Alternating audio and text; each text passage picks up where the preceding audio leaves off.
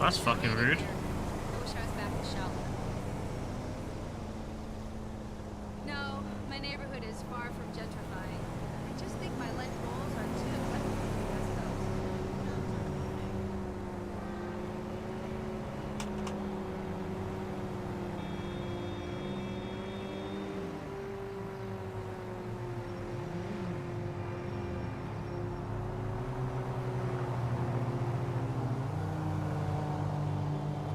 Alrighty then. I'm not even blogging. I tried to write a piece on organic beef jerky, but hit a wall. Up there. Whatever. Catch it later.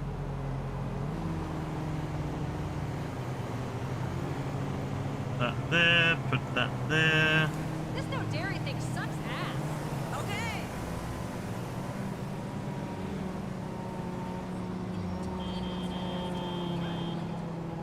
Yeah, next time I'm poking holes in the condom. Talk to you later. Next time I'm putting holes in the condom, are you? That's not very good. That's entrapment, bitch.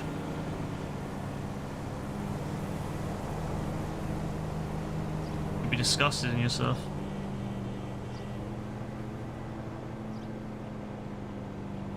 Oh well.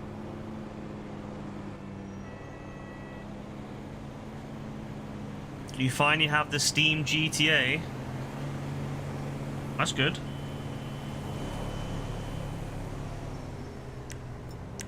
Oh, did she come back?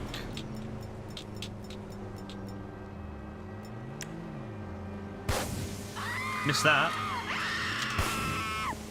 Oh no, she's... But, oh wow, that projectile time is so long, come on. Bro, it's actually really hard to hit her. You have to be perfectly... If you shoot behind, if you shoot at her, it goes behind her. If you shoot ahead of her, it goes ahead of her. It's like almost impossible to kill them. Jesus Christ. Well, I didn't kill her. I didn't kill her. I didn't kill her. I didn't do it. I didn't do it. It wasn't me. I'm innocent in this encounter. I did nothing. I didn't kill her. I didn't shoot her. I didn't do anything. She got hit by a car. And she died, and she dropped money, which is now mine. Holy shit! You know, these things happen. Hey, Jack, what are you saying, bro? What's up? With your 4 highs, what are you saying? Shame, though. These things happen, you know, sometimes people die.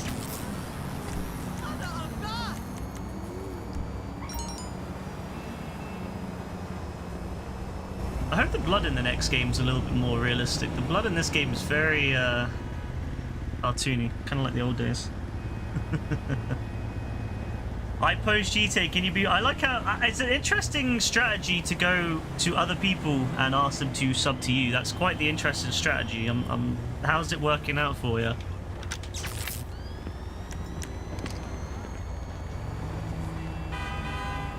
Certainly unconventional strategy.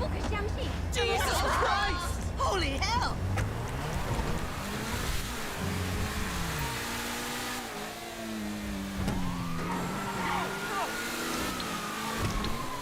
Alright then, so what to do. Well, first things first, I think I'm gonna go and buy some I'm gonna go to the casino, quickly do the casino wheel. And also, I know what I'm gonna do, I'm gonna call up what's his name, Mutt, and ask him to get some supplies for my acid lab, because that thing is always needing supplies and I always forget to do it. What's up? Alright, it'll cost us, but I have plenty of God, I friends forgot how with nice extra the chemicals laying around. Infernus was. Can I though? I'm gonna have to say no. I'll give you props for your audacity, but I'm gonna have to say no.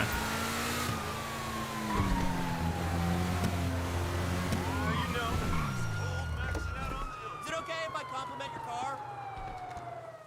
I don't think so. Some Don on YouTube trying to get subscribers. Yeah, YouTube is so crazy like that. They're always very they're a lot more audacious over there than on Twitch. On Twitch, I find most people don't bother to ask anymore. On YouTube, they're very audacious. they're very quick to beg for stuff like that. It's quite funny. Hey, Bluff, what's up? Yes, the Infernus in GTA 5 is quite similar to the one in 4, yes. It's a shame that Rockstar kind of forgot how good the old cars were in their pursuit of releasing a ton of new cars that have no, you know, like, actual love. They got no, like, legacy, you know? They don't have the legacy that the old cars have. That's what I don't like about the new cars in this game. That's why I don't like the new cars in GTA 6 either, because, you know, it will be in GTA 6, because they don't have the legacy that the old cars have. Rage, thank you for subscribing over on YouTube. Like, for example, if you look at, like, look at this, right? Like, there's some good names here, like the Banshee, but obviously it's a GTS version. Okay, fine. Coquette. Okay, cool. What the fuck is this? The Pipistrello? What the fuck is that? The Pipistrello. The Euros is an old one. The Niobe, I guess. Never heard of that. That wasn't a thing.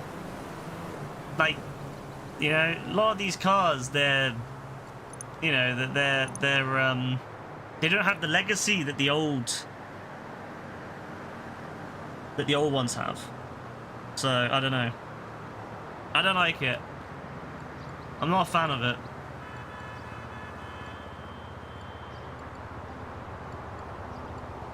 So I think in GTA 6 I'm gonna stick to just buying old cars. I don't really want to get all. I don't really want to imagine what they're gonna do in GTA 6, the kind of crap they're gonna come out with. So I'm gonna stick to the old GTA 4 and older cars, maybe some GTA 5 era cars, but yeah, that'll be fine. You just watched the new episode of Last of Us. It was a banger episode, was it? Very cool. Very, very, very cool.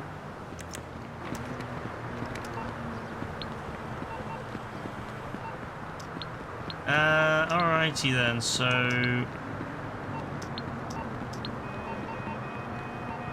I'd like to have some more in-game events, you know, that'd be cool. Having some stuff that comes up and changes the game would be awesome. But then again, knowing how the player base reacts to having a bit of snow, I don't think Rockstar would want to. A bit of snow drops on this game, everyone's losing their goddamn mind. Oh well. Alright then, I will join some heists, I guess, see what I can get.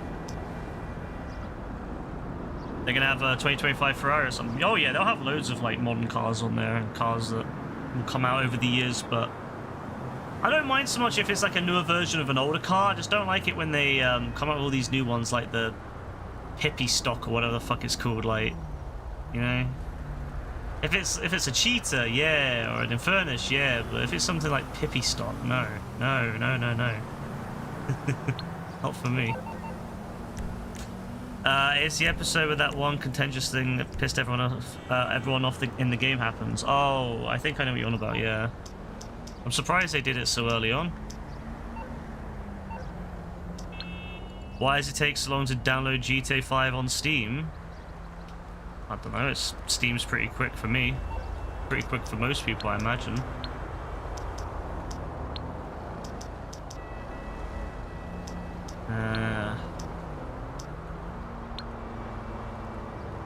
Let's see what we get here.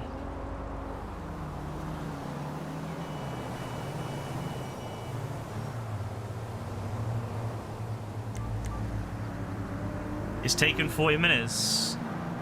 It's 62%. I mean, that's not the worst I've seen. It's pretty decent. I mean, I find that Steam, and most people I talk to, Steam pretty much saturates their entire download. So I don't know why it's slower for you.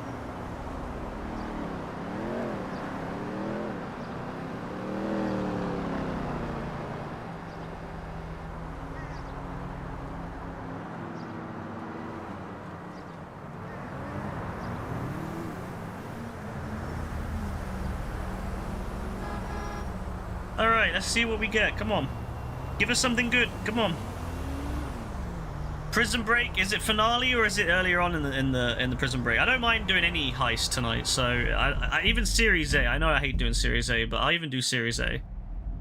Oh, it's actually the finale? No way. No way we're doing finale. Ah, yes, this is my favorite heist to do in finale with randoms, because they're so... Randoms are some of the worst people to do this with, because they don't know what they're doing half the time, and they muck it up. The amount of restarts you get, oh, I can't wait. Oh, yeah, I'm really hype. Oh, my days. Yes, this is gonna be brilliant. This is gonna be fucking brilliant. Let's go. Can't wait for this shit. Oh, my days. Yes, let's go. Alright. And you put it on normal, which is probably the best idea because people are gonna die, so... Someone's gonna fuck this up, surely. Someone's gonna fuck this up. It's inevitable with Prison Break. Prison Break is like, you will fuck this up. Some Don will fuck this up. Alright, he picked the whitest, basic house, so you know this is gonna be even more fun. Yeah, I'm happy. Give me pilot, give me 15%, let's do it. Let's make the deal. Come on, let's make this happen. Oh, I'm surprised everyone started straight away. What the fuck? Oh shit, these guys are on it. Oh shit. Oh, okay, I didn't realize it was like that. These guys are on this shit. They're already like loaded up. No, don't come with me, bro. I'm a pilot. Don't come with me. The amount of Dons have got in my car when I'm a pilot and I forgot or I didn't realize, and I'm at the airport and then they get out of the car and I realize it's the prison officer or something, or the prisoner. I'm like, bro, you're not meant to be here. You're meant to be at the prison. Why are you in my car? No, if we get this first try, I'll actually be really impressed. No, I'm actually kind of hyped for this, you know. I like doing random shit like this. I love doing... Like, Prison Break with randoms is great. Prison Break with randoms is one of the best heists you can do. If we do this first time, you never know what you're gonna get with this. That's why I like it so much. Hey, Dean, what are you saying, bro?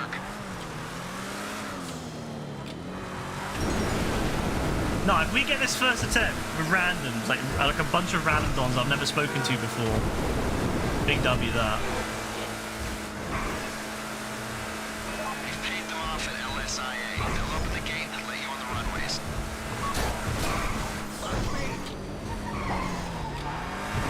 I'm just surprised they all accepted 15%. You know what these Dons are like. Well, to be fair, they're all decent levels. I mean, 285, a 136. The lowest level is the host, which is 74, but 74 is good. I've done this with, like, level 10s before. I have no idea how they even do the heist at level 10, but they do. So, yeah, you know what? I've got faith, actually. 74 is solid as a minimum level. The lowest level in this heist is a 74. That's solid. Like, in 2025, that's good. You know? It's funny that in 2015, that would be bad. Like, when the heist came out, a 74 doing a heist would be bad. But in 2025, that's all you can have. That's all you can beg for and hope for, is it's going to be someone who's at least a level, like, 50. Because most people end up being terrible. Oh, yes, let's go. Oh. You watch Spurs. Wait, was Spurs bad again? What do they get? And then you played F1 co-op, yeah? At least the co-op sounds better than the Spurs match.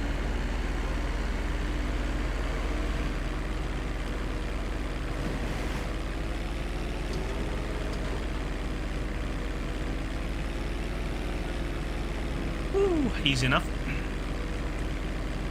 Can't lie, I wasn't really paying attention to taking off, so that could have gone very badly. It didn't, but it could have.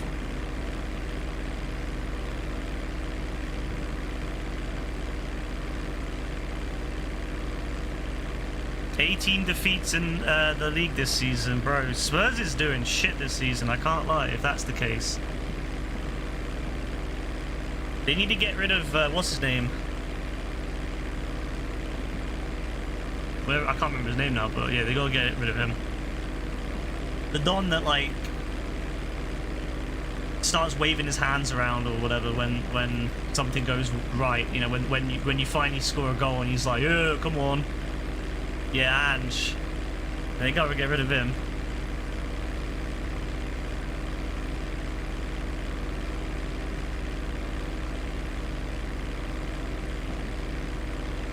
But you know what? With Fleecer, a lot of people are terrible at Fleecer, and I think it's just because, like, yeah, a lot of people don't know how to do mini games anymore. I don't know if it's because people grow up these days and they never. Because I grew up with like mini games like that. I grew up with loads of games where simple D-pad and you just have to kind of aim and like Snake. Anyone who played Snake growing up would have some sort of ability to do the Fleecer mini game. But it's crazy how many people.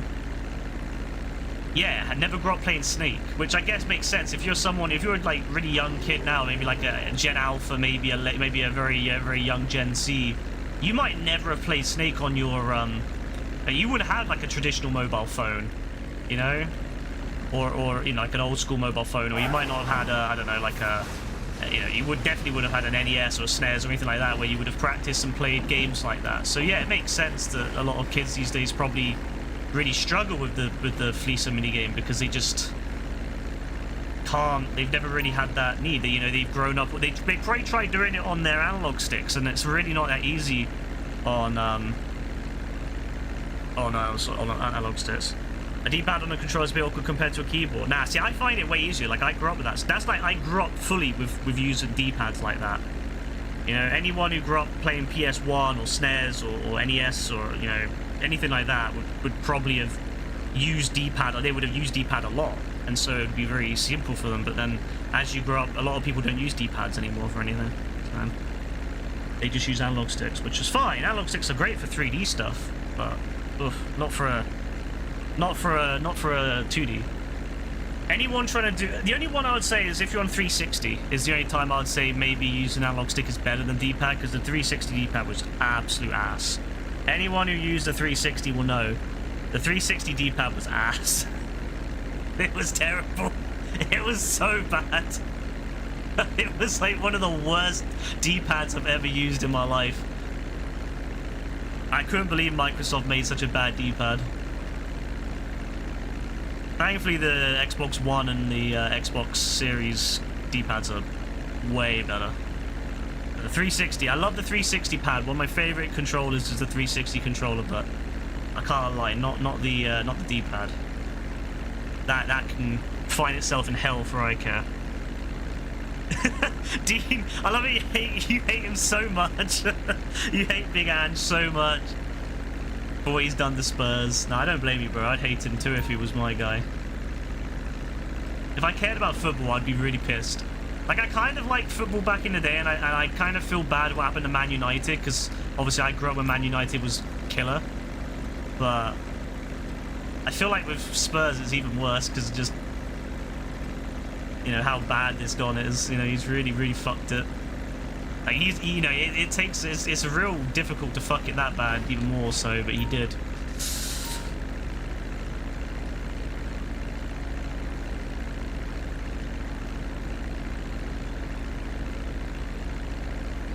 Why are Rockstar not going to let you use the account that you already have the game on?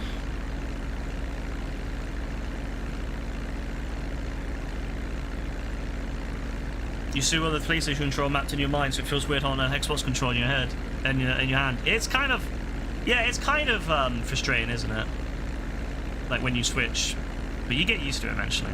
Although I'm always PlayStation minded, so like whenever I do PC or anything like that, I always see if I can change the controller, like, input to PlayStation. Although I know all the Xbox inputs, I'm still in my head, like, I'll see RT and I'm like, what the fuck is RT? And then I'm like, oh, right trigger.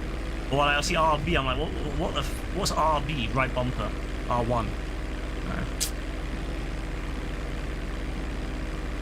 We got a problem. Air traffic's red flagged the plane and they're scrambling jets. Pilot, if they try to Your shoot friend at tried you, it once and it didn't work. run I've never heard anyone not be able to connect to Steam and a Rockstar launcher version, because typically it just counts as two different games. But I mean, you can give it a go. If it doesn't work, you can try a different account, but I'd say probably best to give it a go first.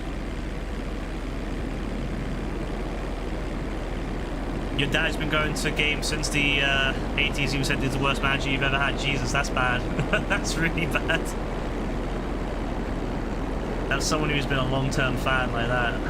Is a bad manager. That's crazy. He's the worst. Alright, we're gonna follow the jet. to anyone who's been watching this and doesn't know, when you're doing Prison Break, a lot of people don't know this trick because it's a lost kind of bit of information. But if you're in the pilot seat, you can just follow the jet, and the jet will never shoot you down. Which means you can either let the demolition either can do nothing, or you can actually go to the prison and help in the prison. Obviously, you can't go too close to it, get shot down, but you can kind of sit just outside the prison and lock onto the prison. The enemies in the prison and kill them. It's also better if the demolition doesn't shoot down the plane, because as soon as the demolition shoots down the plane, I've then got to, fly behind another plane. I've got to start dodging planes again. So it's actually better if the demolition just leaves me alone and just lets me fly behind the jet. You can kind of control the jet too, so you can kind of keep it, like I'm staying on this side specifically because he'll keep turning right this way, and then I can keep him near the prison so I don't have to fly too far away. But you can fly him anywhere if you want. If you go on the left, he'll turn to the left. If you go to the right, he'll turn to the right. So you can just kind of keep him where you want him, which is right here. I want him right here. I'm very close to the prison.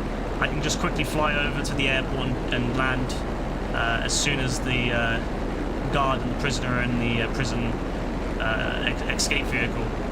This is a good method. This is the method. But a lot of people who play the game now, they don't know about this method, and they come over and shoot down the jet. So what I do sometimes is I fly really high up so that the helicopter can't keep up with me. If you fly really high up, the helicopter struggles to get up there, so you can kind of avoid the demolition. I have no idea how that Don killed himself, but fair. It was the prisoners who must have jumped off something, or he wouldn't have explosives. So unless if he stood next to an explosive tank or something, or jumped off the side of a building.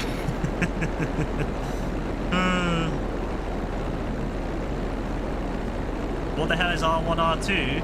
Oh, how have they both committed suicide? That's really hard. R1, R2 is really simple. R1's the first trigger, the first top bumper. The R2 is the second one, because they were both buttons at one point. So, trigger RT wouldn't make sense because it wasn't a trigger at one point. Oh my god, he committed suicide, then he left? Bro, how are you gonna leave? How are you gonna die? How are you gonna be the Don that dies and then leave? Nah, some of these Dons, bro. Oh well, that's what happens. We literally could have done this, and he still fucked it, and then he ended up leaving. But no, the R1, R2 really makes sense to me. R3 is a little bit weirder, but R1 and R2 always make sense. L1 and L2's always made sense. Before they were triggers, they were buttons, so it makes sense. I'm wondering if they were ever had an R4 and maybe an L and R4 at some point. Hopefully at some point. I was thinking they could kind of put them on the side. Could have them on the side, maybe. Cool. Could be useful for games. Yeah, the player base, bro. The GTA player base. This is what happens though when you have lots of these young dons come in. They don't have the patience. But then I think a lot of people get really embarrassed when they die for some reason. I don't know what it is, but like a lot of them get really embarrassed and they like leave. I don't know if it's because they're embarrassed that they think someone's gonna judge them for being shit. I don't give a shit if you're shit. Like I just care about if you leave, because then it shows that you're not really a team player. If you're shit and you die, whatever, just restart, not a big deal. But like if you leave because you're shit, then I'm gonna judge you. Then I'm gonna judge you. But if you just die, I mean, it's not a big deal.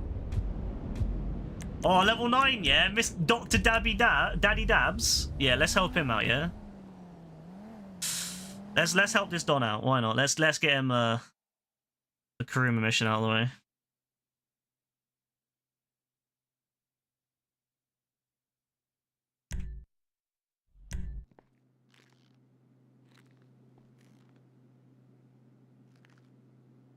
Oh, he didn't put her heavy armor on. Sad. You want to find the Xbox equivalent of Eddie? Yeah, good luck with that. Someone said a very good point. It's harder than ever to find good online friends than it used to be. Like when I was growing up, it was very easy. Everyone would be on mic, everyone would be chatting away. And just in general, people were a lot more willing to try, even if they were shit. But nowadays, I find that a lot of dons are, yeah, they're not really willing to try if they fail, and they're more flaky, which is kind of crazy. But online, the fact that people are more flaky than ever, even online, is crazy to me. I'll be here to talk. Like they'll fail one mission and they're like, yeah, we're out. Oh, almost missed that completely. You know what? Taking the Vigilante to this was probably the worst idea I've ever done. This thing is not going to go up very well. Not that I can even use it either. Oh my god, bro. Oh, come on. Bro, come on. I love that level 9 already has a Kuruma, by the way.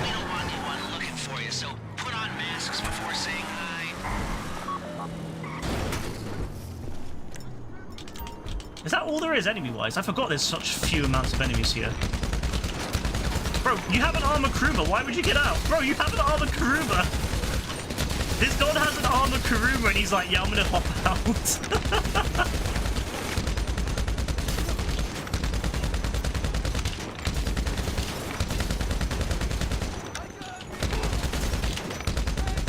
Yeah, let's abuse the fuck out of Warframe, shall we? I'm gonna miss Auto-Aim in GTA 6. Alright, easy enough. You found your GTA buddies pretty easy and it was in 2021. Yeah, but 2021 was very different. 2021 was the middle of the pandemic still. Oh yeah, I can't go off the side, can we? We've got to go down. It's way harder now. Like, it's only been 4 years, but fuck me, people are flaky as shit now online. Like 4 years ago, 5 years ago, it was a different world completely. Even just 2 years ago, I find like it's got worse every year that I've been playing GTA. It's got worse. The player base has just progressively got more stupid and more flaky. And I think it's going to continue to get worse every year. Now that you know people are so used to it. How's it driving? I don't want to call this an idiot-proof heist car. Otherwise. Some people's stupidity, but you gotta be very fucking dumb to let the cops catch you in one of these. It's got muscle. I'm not gonna lie, prime time at GTA Online, like player base wise, was probably 2015, 2016. I'll shut up about it. And then there was kind of a resurgence around Casino. But I would say it's worse than ever now as well because Rockstar makes all the missions now, so they're single, they're solo. Like, they can do them solo, and so a lot of players don't know how to do team stuff anymore because they're so used to just doing everything solo. So look after it, please. It sucks, but that's the way the world is now for GTA. Okay, I'll look after this. Lester will come by your place when you're ready to go. So I like Paige. She just kind of tells you what you need to know, and that's about it. She doesn't waffle like some of the other dons in the game. Like what's his name? The one that sits on the submarine that everyone seems to love. That guy. I don't really want to remember his name, so try to forget it all the time. That don. He waffles, whereas Paige, yeah, Pavel. Paige is just nice and quiet. Paige is just like, yep, all right, thanks for the car. Get the fuck out of here. I'll call you when you're ready, or when I'm ready. Like that's it. Or Lester will call you when he's ready. Like it's calm. You know, like Paige is so straightforward. I love that about Paige. Like, we need more Paige. I'm gonna be real, we need more Paige. Paige should have been the new heist giver. You know, fuck Pavel. Paige should have been the new heist giver. She should have taken over from Lester when Lester decided to retire, not Pavel. The best character in this game is the Freak Shop Don. What, the... Oh, what's his name? What's his name again? Oh, what's his name? Fucking Dax, that's it. Sounds like a washing machine brand, you know, like a washing liquid. Or washing powder, Dax, you know. Get Dax to clean your clothes. Dax will clean your clothes, you know, some shit like that. That's what it sounds like. It's awful. Fuck Dax. No one likes Dax. I don't know anyone who likes Dax. Like, I know people that like Pavel. I may disagree on that, but I mean, fair enough. If they like Pavel, they like Pavel. But Dax, I couldn't agree with anyone liking Dax. Like, anyone who likes Dax, to me, is questionable. Something's wrong with them. You know, if you can look at Dax and be like, yeah, that's the kind of person I want in my GTA, yeah. Of all the Dons you could get, of all the Dons in every GTA game that we've ever had, and you're like, yeah, you know, Dax is high up alongside those dons. Like, he's one of the best. I have to really question your mentality. I've got to really question everything about you. Like, imagine being someone, you know, imagine liking Dax like more than, I don't know, Mikhail Faustin or something, you know, like, imagine that, you know, fucking Dimitri from GTA 4 or, you know, fucking, I don't know, Woozy Moo or you know, Ken Rosenberg or Kent Poole or, you know, any of those dons. Like, imagine liking, you know, Salvatore, you know, imagine liking Dax more than any of those dons. Dax is like at the top of your list of all the favorite characters. In that situation, you need help. A lot of help. What the what? Also, what's going on with this game? Typical, the game is having loading issues again. He looks like he wrote a slur dictionary. He probably did, to be fair. It wouldn't surprise me.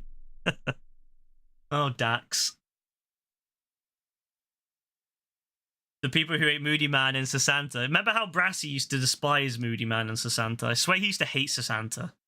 No, you know what? That makes a lot of sense now. He hated Sasanta, and I think he just never liked that there were women out there who would speak up for themselves. Like, yeah, I don't think he liked that certain women would, you know, have the nerve to, how dare they fucking speak up and be, you know, rowdy and loud and speak their mind. How fucking dare they?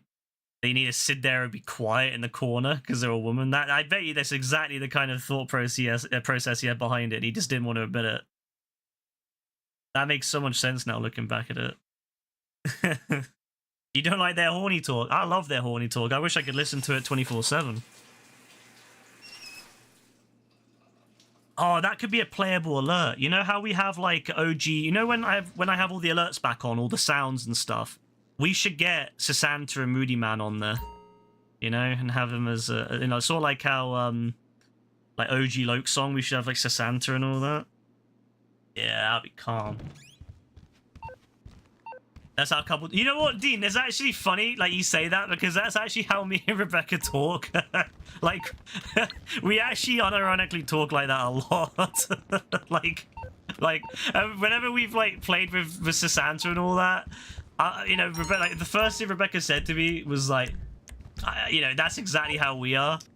I was like, yeah, fucking true. Fucking so fucking true. Holy shit. I think that's why I never really gave a shit about it, because, like, I'm so used to that. Like, hearing that off stream. No, I'm not doing EMP. Fuck EMP. I'm so used to hearing that, like, just between me and Rebecca that, like, yeah, it doesn't really affect me when I'm playing the game. I'm just like, it's just normal to me. I guess if it's, like, not as... If you don't partake in that kind of chat with your other, you know, your significant other, or your, like, you know, not in a relationship or whatever, I could maybe understand it being a little bit more off-putting. But if you're used to it, it's probably not that big of an issue. I think it's like people who are used to that and then people who aren't used to it. People who do that, people who engage like that all the time and people who don't engage. And the ones who do probably just ignore it more. I remember my, Gaz loves it. Gaz fucking loves when they chat. I don't know what Cave, I've never asked Cave what his thoughts on it are.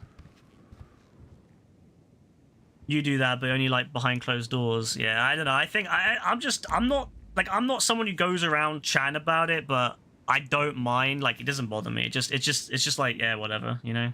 I don't really feel put off by it. I just go, yeah, sounds about right.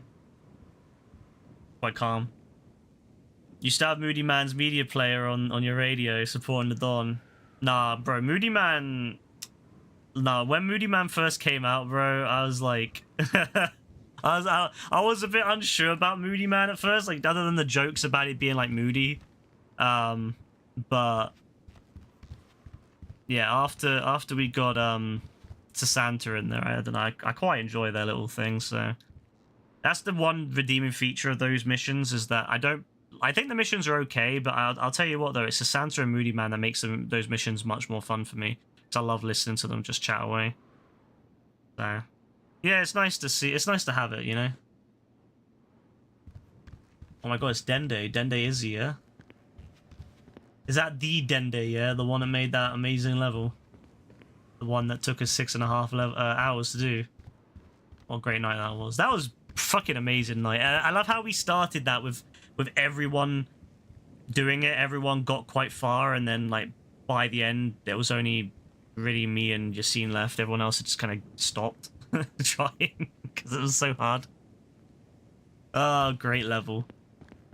Fucking love Moody, man. Drink the green juice, please. Go in the juice.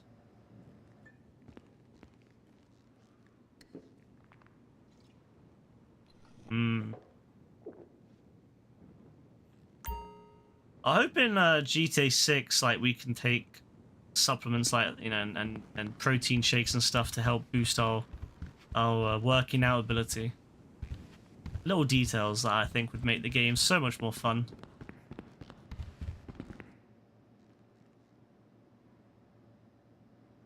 I'm really quite excited for all the stuff in GTA 6. Hopefully having a character I can alter the body of, because fuck me, I'm so fed up of being like this, bro. Like, there's nothing wrong with his body, it's just, bro, like, I want to have customization. If I want to have a fat-ass body, I'm going to have a fat-ass body.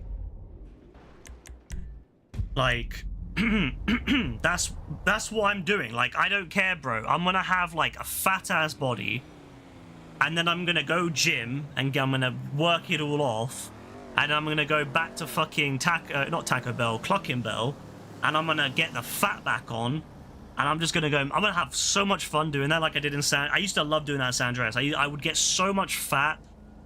I'd get like the fattest CJ possible, and then I'd work it all off, and then I'd go and make him fat again, then I'd work it all off. I love doing that, and I cannot wait for GTA 6 if they have body mechanics like that. Weight mechanics, because yeah, it'll be so good to be able to I really want to make my character fat as fuck. I want him to be like barely squeezing in the car. I want him to open the door and he gets jammed on the door because he's so fat. That's my hope, that's my dream. I want my character to get stuck on the door. You know, I want to be one of those Americans that has to buy a big ass truck because I'm so fat that I can't fit in a normal car. So I've got to get a big ass truck, and then when you get in the truck suspension drops by like 3 feet. That's what I want. That's the dream right there.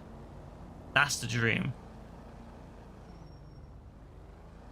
So I have to hope that we can do that. I mean, I don't mind if it's just a little bit of control. Like it's still better than nothing if we can, like, you know, get some muscle definition and maybe a bit of pudge. But I want to be able to be fat as shit. I want to be CJ, like morbidly obese CJ looking, you know. And fuck you, you know what? That was the 90s too. Like, well, the game was set in the 90s, so like, you know, obesity was nothing compared to today. I want to be able to be like modern day obesity levels. I want to be so heavy that the fucking world shakes when I'm walking. I want to start running and my fucking ankle snaps because I'm so heavy. Oh, bro, that would be amazing. Oh, like, that would be so much fun. That would be so much fun. The simple things in life that make me happy. You might get a station wagon as your first whip. You should do. I'm actually really curious what they'll do with GTA 6. Will they let us pick a car off the street like GTA 5, or will they give us like a choice of a few cars? You know, when we first load in, maybe they'll be like, okay, you can pick out like this selection of 5 cars, whatever. So like the, you know, old racing games where you'd get like given a car or like a small selection of cars and you would have to pick the one you like the most. So yeah, that's what I really want. I want to have like mad. Bro, I really can't wait to see what they let us do. Cosplaying a maggot in GTA 5 is crazy. That's the best part. It's just like, it's Florida after all. Nah, I'm gonna be making so many fucking jokes about, like, I'm gonna have so many like jokes where I'm shitting all over. Oh no, I'm telling you now, anyone who's like right wing who watches my streams is gonna go fucking nuts when GTA 6 comes out, because I'm gonna be taking the piss out of. I'm gonna get a red hat. I'm gonna make my character as fucking as obese as possible, and I'm just gonna fucking like. Oh, what is this guy? Why do they do this? Why do they switch back and forth? Stick on your lane, bro. But yeah, like I'm gonna make myself like morbidly obese. I'm gonna get a big ass truck. I'm gonna get a red hat. I'm gonna make myself as ugly as possible, and I'm just gonna drive around taking the piss, start throwing Molotovs out the windows and shit. Yeah, like that time when we did an American car show. Remember that, Dean, when we did an American car show and we all started driving around shooting up fucking shoot up cars and throwing Molotovs out the windows and shit. Like that's what we did. I love doing that. I had a great time doing that.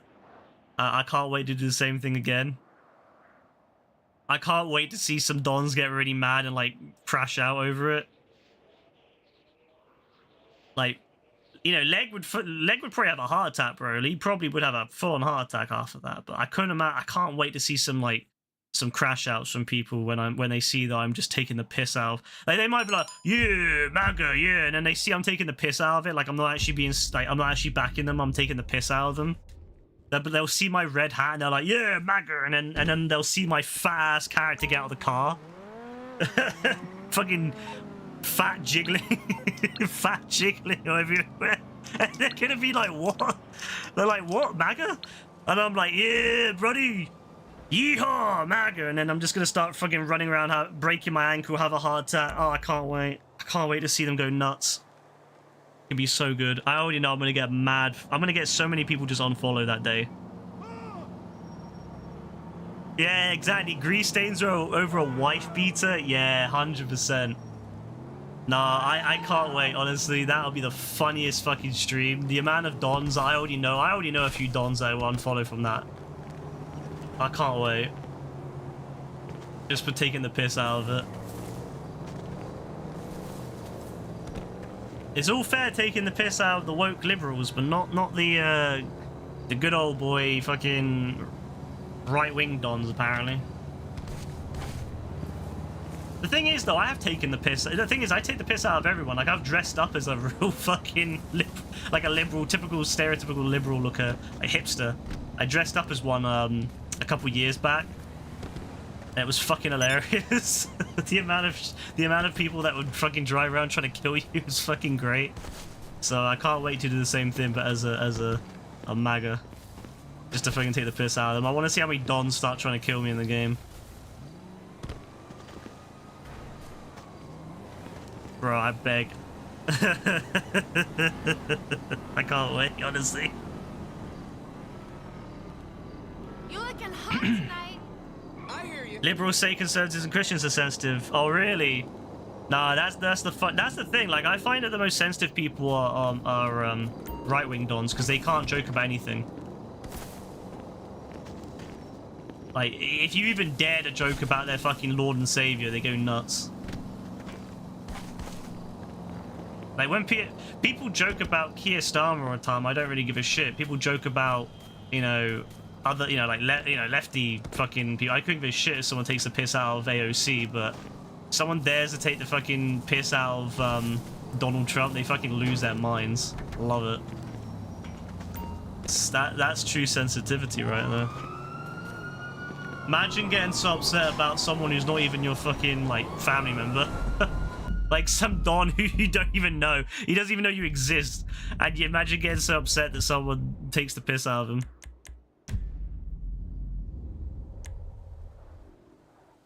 It's crazy, honestly. Oh, yes, I'm in a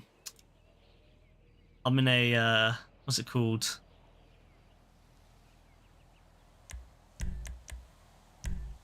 Try hard. Yeah, 100% I'm in a try hard lobby. Now, you know what? Fuck you, I'm leaving. I don't want to help with try hard get his heist done. He's probably made other people hate the game. He's probably made people leave from blowing up their shit. No, thank you. I'm not helping you, bro.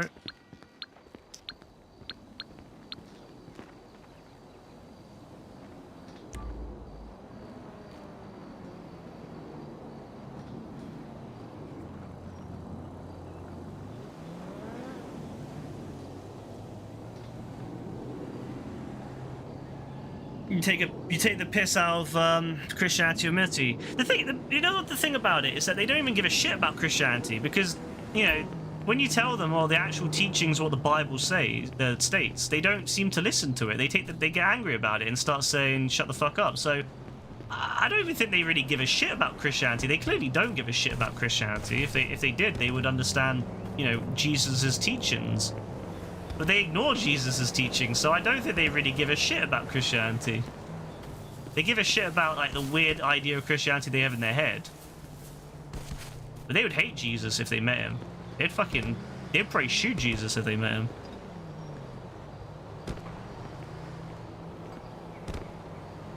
Jesus probably would be fucking...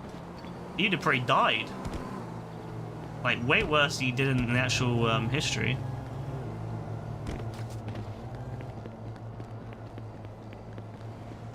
Poor Jesus.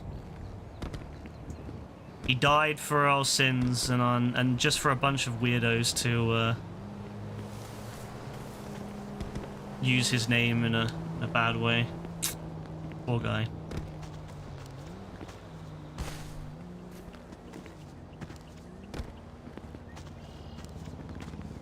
Forced to inhale the fumes from the big trucks. Nah, imagine they fucking... That's probably what they would do. They'd drag him through the fucking mud. They would literally tie him to the back of one of their big ass trucks and drive him through the mud until he dies. I could just imagine it. Speaking of which, I hope we can do that on GTA 6. I hope we have lassos and we can tie people to the back of our cars. But you know, that's just that's nothing to do with what they would do to Jesus. I just want that in the game. That'd be fun as anything. I love doing that in Red Dead, like dragging people through the mud, so I really want to do that in GTA. It'll be way more fun on GTA as well. Like, oh, dragging people behind planes and flying. Oh, that'd be amazing. Could you imagine, like, flying away in a plane and some Don's attached to the back of it? He's, like, tied to the back of the plane and the plane's, like, flying away. Nah, bro, I beg they let us do that. I beg. I want to do that to Gaz. Like, that's the first thing I'll do to Gaz. I'd be like, Gaz, could you come to the airport for a second? I want to show you something. And he'd be like, what? What? And I'll be like, oh, Gaz, yeah, look at this. Tie him to the back of the plane. I can just imagine him.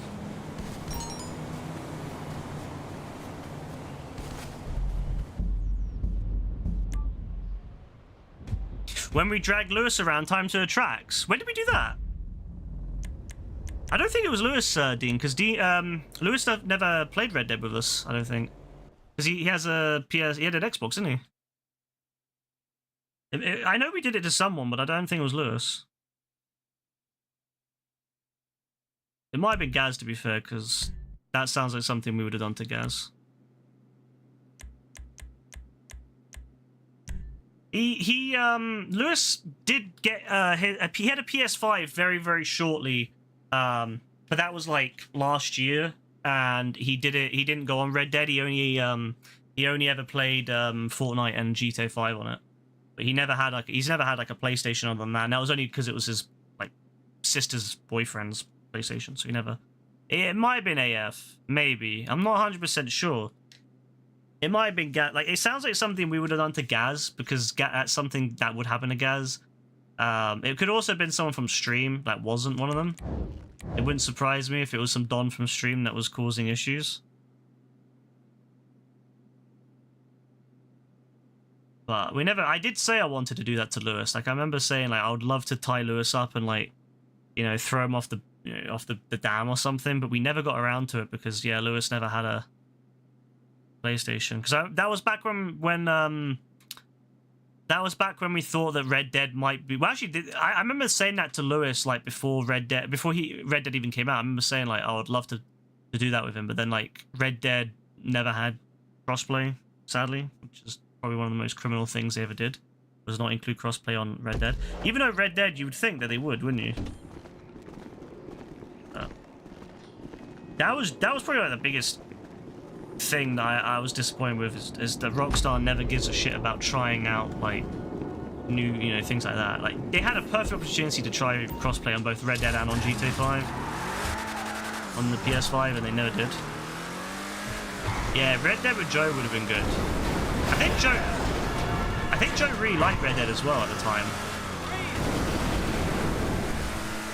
So, you're moving on the plane. It's at Mackenzie Airfield. The logistics are as yet undecided. I have a very bad feeling they're not going to have crossplay. That's why I was like to say to Joe, like, That's why I was really hoping Joe would get the PS5. I'm so annoyed that Argos fucked him because, like, if Joe had got a PS5, yeah, we could have, well, I would have been safe. Like, Joe would have been safe if there wasn't crossplay. I'm so worried that they won't have it.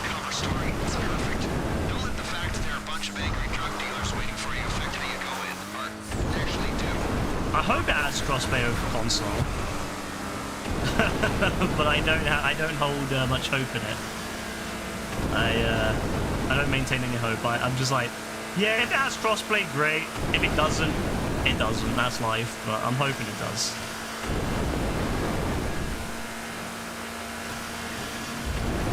Some more background on the Vagos. Okay, globalized, multinational, decentralized criminal network. Because if it doesn't, that's gonna be real fucking annoying. That's gonna throw a big spanner in the works for a lot of people. There's people from back in the day when I used to stream GTA 5 every day during the pandemic, almost every day, all day. Well, not all day, but all night. We used to have a couple of people, like, there was a guy called DZ, and he had an Xbox, and he always said he wanted to play with us. And I always said to him, like, yeah, hopefully we can play if when they release the next-gen version of GTA 5, and then they eventually dropped it. And he came and streamed one day and he was like, yeah, no crossplay. And I was like, yeah. Yeah. So I said to him, well, we'll just have to wait for GTA 6, I guess. Right. Hopefully we'll have crossplay, but if it doesn't, well, such is life. Maintaining the integrity of the plane is a priority here. Don't rush this. Looks like a shit show down there. Clear the airstrip before you think about taking that bird into the sky. The plane gets shot up, we're back to Alpha. Keep it up down there. The more noise you make at the airstrip, the more plausible the cover story becomes. Pago's cell phones are going loco, people. Expect more of them any second now. Remember, the mission is the plane.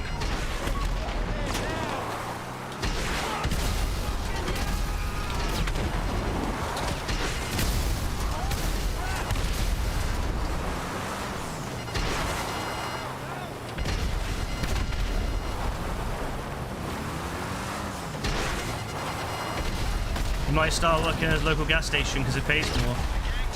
Yeah, I don't blame you. It must be tempting to try to get one as quick as possible.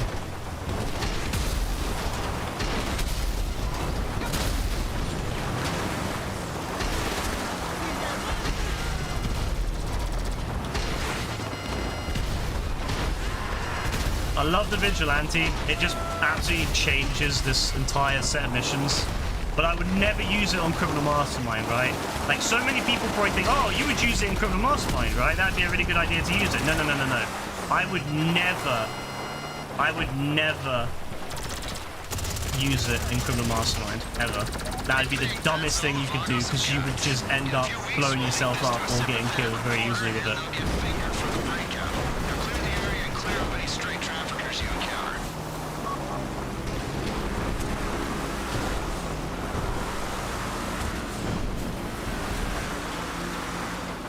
Like, I would never recommend Vigilante for Criminal Mastermind, ever. The only cards I recommend for Criminal Mastermind is the Insurgent. Of course, I couldn't remember the fucking name for it. Insurgent. That's the only one I'd recommend. Mixing, thank you for the follow. But yeah, I would only recommend the Insurgent for Criminal Mastermind purely for the fact that if you're wearing heavy armor, you're pretty much golden. You won't die from a stray bullet, or even an explosion. You can tank one explosion in heavy armor, right? But what you can't do is if your Kuruma or something hits a wall or hits an explosive, you will die. If your car blows up, you die every single time. You cannot survive an exploded car, except like it is a very rare glitch. So if you're ever using a Kuruma, which might seem like the better idea for Criminal Mastermind, always armored, you could die really, really easily. I would say you can get away with some of the other vehicles now. You know, the ones with the bullet-resistant windows you can get away with. The Duke of Death as well. You could probably get away with. That can tank one explosive, I'm pretty sure.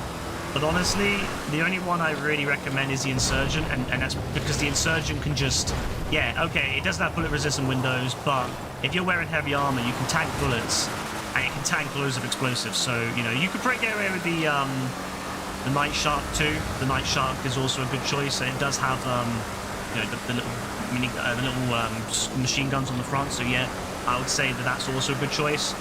But I'll be real. For me, I did the Criminal Mastermind, what, 7 times? And I did it with the Insurgent. So I'd highly recommend for anyone ever trying the Criminal Mastermind challenge, do the Insurgent. And you have to be strict with it. You know, if someone decides, oh no, I won't take it, just tell them, you know, you get in yours, because all it takes is one person deciding against it to die. We did Criminal Mastermind with this this girl we used to play with, and we got all the way to the 3rd heist, and she used the Kuruma, and it got blown up by a helicopter, and that was it. We had to restart, which we didn't mind doing, but she was mortified. She went completely silent, and we could tell she was really, really mortified of failing the heist for us. But we just said, well, it's all good, you know, it happens. But after that, she used the Insurgent every time, and it worked perfectly. So yeah, the Insurgent is Insurgent, Night Shark. You know, as long as it's got explosive resistance, and you need it for Criminal Mastermind. I would not do Criminal Mastermind of anything but at this point. But a lot of people be like, oh, well, Vigilante's really good because you can shoot a lot with it. But again, it blows up really easily, and also it's very easy to get shot out of it, and also it's very easy to just, yeah, blow yourself up if you're not careful. So, yeah, I don't recommend it for Criminal Mastermind. I don't recommend using any explosives for Criminal Mastermind. Although perhaps now you could use explosives because you could use the railgun. I wouldn't recommend RPGs. I wouldn't recommend anything like that because it's really easy for someone to walk in front of you and blow you up. Or to blow yourself up by accident. But I'd recommend railguns because I'd still be kind of like cautious with it. But explosive sniper rounds and railguns you can probably get away with, and that probably changes how Criminal Mastermind is now, because you can use like when I go outside the building in the prison in the Pacific Standard. Yes, having a railgun or explosive sniper would make that way quicker. So yeah, I'd highly recommend that. But I wouldn't recommend RPGs or anything. Maybe one person can have an RPG if they're comfortable, if they're confident with it. Because I think when we did it, I think I used an RPG for like a few. I used like the homing launcher very quickly to just shoot down a few helicopters, but that's about it. I wouldn't recommend it otherwise.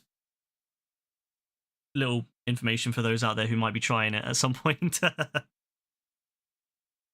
You were saving up for the Insurgent, but your brother fucked you by spending most of your money. That sucks. The Insurgent is a great vehicle. Fantastic utility vehicle. How's it been 5 years since we did that? I know, right? It actually has been such a long time since we did Criminal Mastermind. I remember because that was that was back when you hadn't been playing for a while, wasn't it?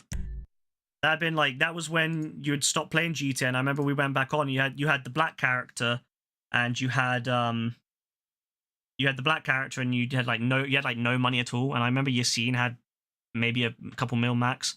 And I remember saying, oh, you know what? Like, since GTA's still going, we should try to get you some money. And yeah, I was like, yeah, well, let's do Criminal Mastermind. And that was back when Rebecca was also got a lot more time. Because, like, you know, I think that was that just before the pandemic? It was around Christmas. It was around Christmas time. I swear it was around Christmas time, just before the pandemic. And I had some time off. Rebecca wasn't. She had lost. She wasn't in work at that point. She had lost her job, and she was looking for work, so she had time.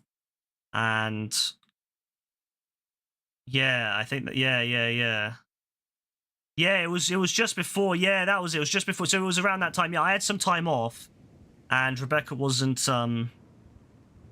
in work at the time, so we had lots of time to do it. Yeah, and then the pandemic happened, and that kind of fucked it all. Well, that gave us all more time, actually. That was fantastic, because it meant that there was like literally we had all the time in the world then, but yeah, that was, yeah, we were trying to really grind it out before the casino heist came out, before the new shit came out, which was, yeah, it was really good. It worked though. Like, it's a great idea for people that are competent at the game to do Criminal Mastermind. Again, it's something that I feel like a lot of people probably forgotten about because they don't really know a bit. Rockstar doesn't really advertise it anymore, but I remember when the heist first came out, and they also, yeah, another good thing about Criminal Mastermind is a lot of people haven't got is that you also get an additional million if you do all the heists in a row, which unless if you've hosted it, you'll never do. And you also get an additional million if you do it all with the same people. So most of the time, people haven't done it all with the same people before. So Criminal Mastermind, oftentimes, you don't just get the 10 mil, you get the 11. Because most of the time, people have only done them with different randoms or with, you know, various friends, and it's not always consistent. So oftentimes, Criminal Mastermind will be, as well as getting a 10, you're also getting that 1 extra mil. Because that'll be most likely the first time you've ever done it with all the same people. So I actually really like Criminal Mastermind because it's a great way to kind of jumpstart someone's money. It's also fun as fuck because you're working together on a really fun set of heists, and it's challenging because you're doing it in a way that's like, yeah, you can't die. Like you don't, you know, obviously if you die, the whole thing's over. So there's a bit of a risk. It kind of gives you that adrenaline because you're like, oh shit, if I die, everyone has to start from scratch, and you don't want to be the one that does it. So yeah, honestly, Criminal Mastermind is great. I remember when I first started playing GTA, well, when I first started doing the heists when they came out, I thought to myself, I'll never get it done. And it was always just outside my reach. And then I met the right people, and we just did it first time. And since then, yeah, I've done it 7 times. So, yeah, that's the thing, Dean. If you can do it really easily, as long as you know who you're playing with, as long as you have someone who knows what they're doing and has done it before, they know all the strats. It's really easy to do. It's just you have to make sure you're willing to listen and follow that kind of order, which a lot of people don't do. A lot of people have lots of ego where they won't do something or they think they know better, which fine. If you're doing your own heist, yeah, do it your own way. But if you're doing Criminal Mastermind, you need to be you have to follow the lead of one person, I feel, 1 or 2 people. You have to kind of just kind of suck up how you normally play. Like, I like to play with explosives. I always use explosives, right? I use the homing launcher. As you know in my gameplay, I use the homing launcher a lot. But I never use homing launcher in Criminal Mastermind, except for like the very rarest of occasion. Oh yeah, the Kuruma method in the prison. Yeah, that's one of the ones that, again, comes from experience, from people playing the game, trying things out. The Kuruma method in the prison, that's a bit... It's not something you absolutely desperately need to do. You can do Criminal Mastermind without it. And thankfully, Prison Break's quite early on, so if you fuck it up, you've only got to do 2. You've only got to do Fleecer, which is really quick, and then do Prison. So it doesn't take that long to do, but you still don't want to fuck it up because it's still the finale, and it sucks having to, you know, start again when you're already getting like you're on the finale. You're on the finale. You know, you're almost done with that heist. You're feeling really good at that point. So.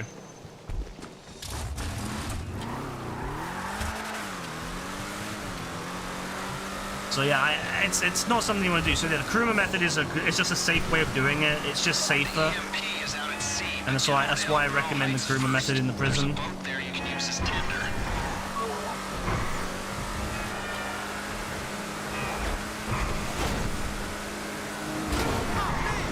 Well, a lot of people don't know about the Kuruma method, and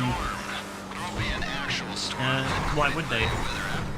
It's the same thing how people don't know you can just fly behind the planes. So many dons out there don't know you can do that. Like, if you're doing Criminal Mastermind in Prison Break Finale, my recommendation would be do the Kuruma method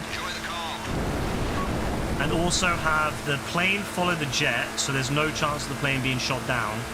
And then also on top of that, I would say the helicopter... It depends on how good the pilot is, but honestly, I would say just keep the helicopter away from prison. If you have a good pilot and he's confident, yeah, you could maybe give it a risk and have him shoot, you know, into the prison. Again, it's very unlikely you'll be shot down as long as you know what you're doing. But it's always that off chance that you could just slightly go too close to it, and next thing you know, you get shot down, and that's it. So honestly, if you want to play 100% safe, just leave the prison officer and prison guard to deal with it with the Kuruma. The only thing is the prison officer needs to make sure they drop enough ammo for the prison guard, for the prison, because the prisoner won't have enough ammo otherwise. So, yeah, if the prison officer drops a lot of ammo for the guard, if the prison officer drops enough ammo for the prisoner, it's actually alright. And then it's a really good method. I think in that one when we did it, wasn't it me and Rebecca in the prison? And then like, I think Yassine was flying. And then I was in, and then you were in the helicopter, right? Do I figure I'll still do the online for this when 6's version comes out? It depends entirely on how good 6's version is. If 6 online is really fucking great, I probably never will. But it depends entirely on how good it is. And if it's shit, I'll probably still play this a little bit. But it just depends. Take the boat on a southeasterly bearing and you'll see the vessel. I know a lot of people won't know. That's the thing, is like trying to get, like, I don't know if I'll play it much if like other people aren't playing. That's the issue. Like, it'd be so difficult to get. Like, I'm actually trying to convince someone to play 5 online when 6 is out. It'll be so hard. They're keeping it in a Hydra jump jet, 40-year-old technology, but anything newer would rely on circuitry and get taken out by the pulse. Yeah, I know. You think it was Rebecca flying as you spawned in the Kuruma? I don't know if it would be Rebecca flying, because she wouldn't feel confident flying. You know what I mean? Like, I don't think Rebecca would want to. Like, I feel like. I think it'd be Yassine that flew, to be honest, because I remember me and Rebecca doing it. I remember because I told her, because me and Rebecca, when we used to do Kuruma method before, it would mean that like I could tell her to stay in cover, and she knows how to do the Kuruma method as well. So I think she must have been in there. I think Yassine would have flown the plane, because that seems like something Yassine would do. Like, he's quite good at flying and taking off and all that, so I feel like that's something Yassine would do. I don't know, that's what I think. I think it would be Yassine flying. But I just know Rebecca would worry about blowing up with crashing. I can just tell she would be panicking a bit.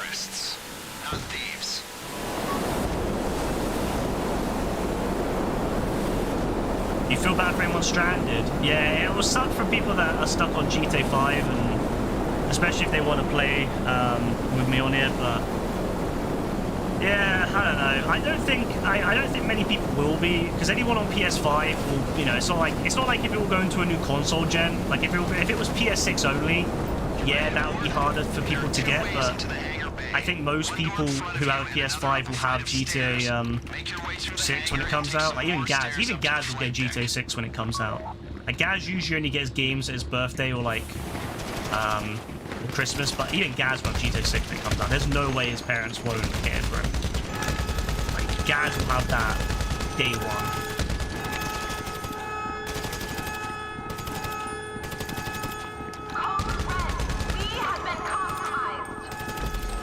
Yeah, it's gonna be crazy. Like, I can just imagine the excitement, the absolute adrenaline as well. Like it's loading up. And unlike the old GTA games, there won't be any sort of loading time. Because I remember that would happen a lot on GTA, you know, when I first installed GTA 4 and 5, there was that loading time where you had to wait for it to install and load, and it was so long. Whereas on this version of it, it'll be so quick in comparison.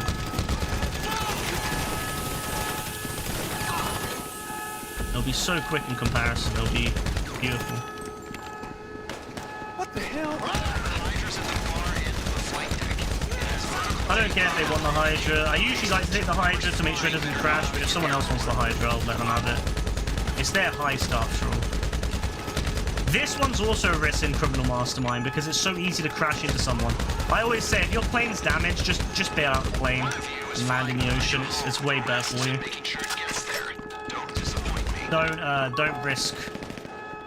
Don't risk yourself if you're about to die. You know, just crash the plane into the water as well. That works too. If the plane's going down, just crash into the water. Because you won't die. The plane won't blow up if you hit the water. So yeah, you're fine. 10-6 inbound. We'll get your plane. You hope the heists are fine. I hope there actually are heists, because I have a bad feeling there won't be any heists when the game comes out. I can see Rockstar saying, "Oh yeah, heists are coming," and then like a year later they're like, we're finally gonna release them.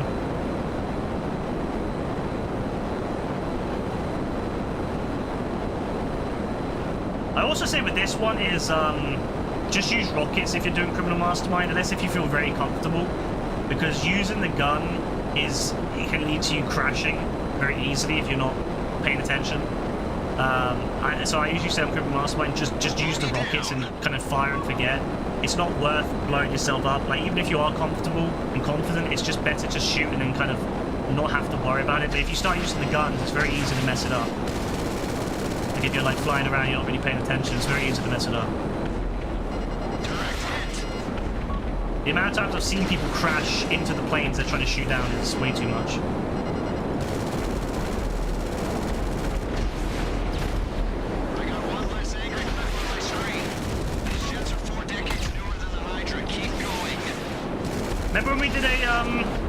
Remember when we did a jet mode and I was like flying around the fucking jets, like mowing everyone else down? Good times. I used to love flying the jet. Absolutely love. I used to absolutely adore flying it. And then I just kind of lost my interest over the years.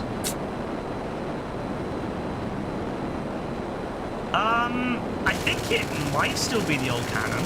Yeah, it's still the old canon, dude, I think. I think it's only free roam. It's only free roam they changed it in. So the jet's still really strong in the old the heists. And same with the custom modes and stuff. I imagine it'll probably be the same as the old. It'll be the old canon in all of them.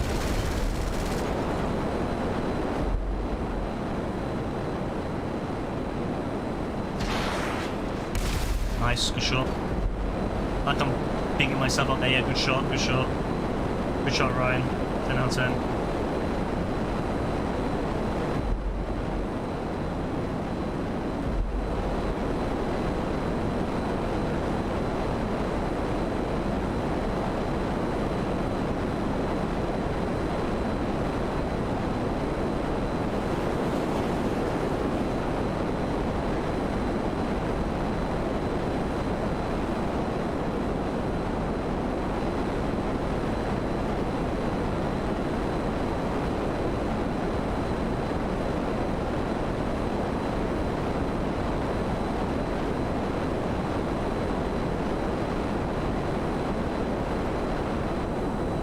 Not bad, very, very good playthrough there. That's what I'm talking about. That's nice and efficient.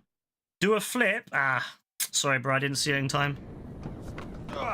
People, go to work. That was really good actually for randoms. Yeah, use your randoms. That's a horrible mission because the amount of people that crash is surprisingly high. But yeah, everyone there was really good. Now, we're moving on to phase 2, and that means taking the Insurgent.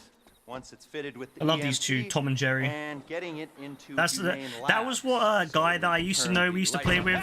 He named them Tom and Jerry, so ever since then I've thought of those two as Tom and Jerry. It also means getting a Valkyrie attack chopper from, well, this will teach him who to listen to, Merryweather Security at the port of LS. Once we're done with that, we'll go back to your place, get started on that thing I know nothing about. Details are on your board.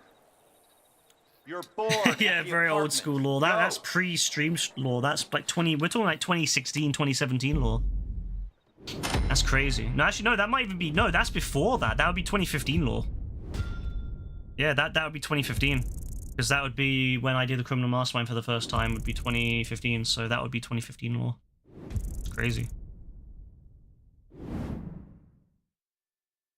Good times. Good old days with my old friends and all the random people I met online.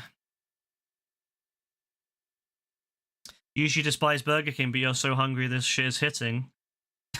I think anything, even if you don't like something, if you're starving, anything can taste amazing.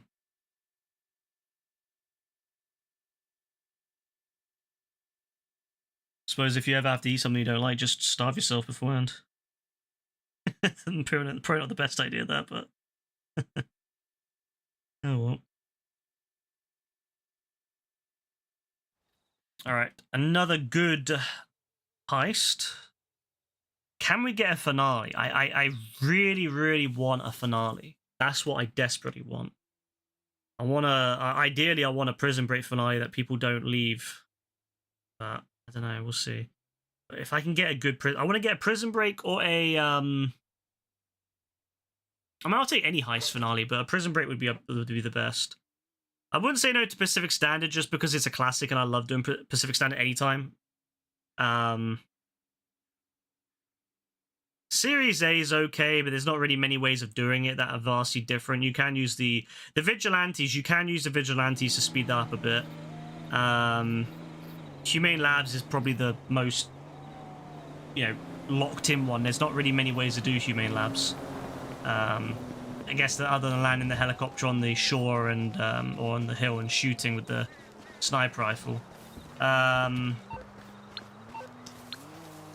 So yeah, I'd say, I don't know. I'd like to do any of them. Probably not Series A though. I'd rather not do Series A. I like Series A, but it's probably my least favorite, the finales.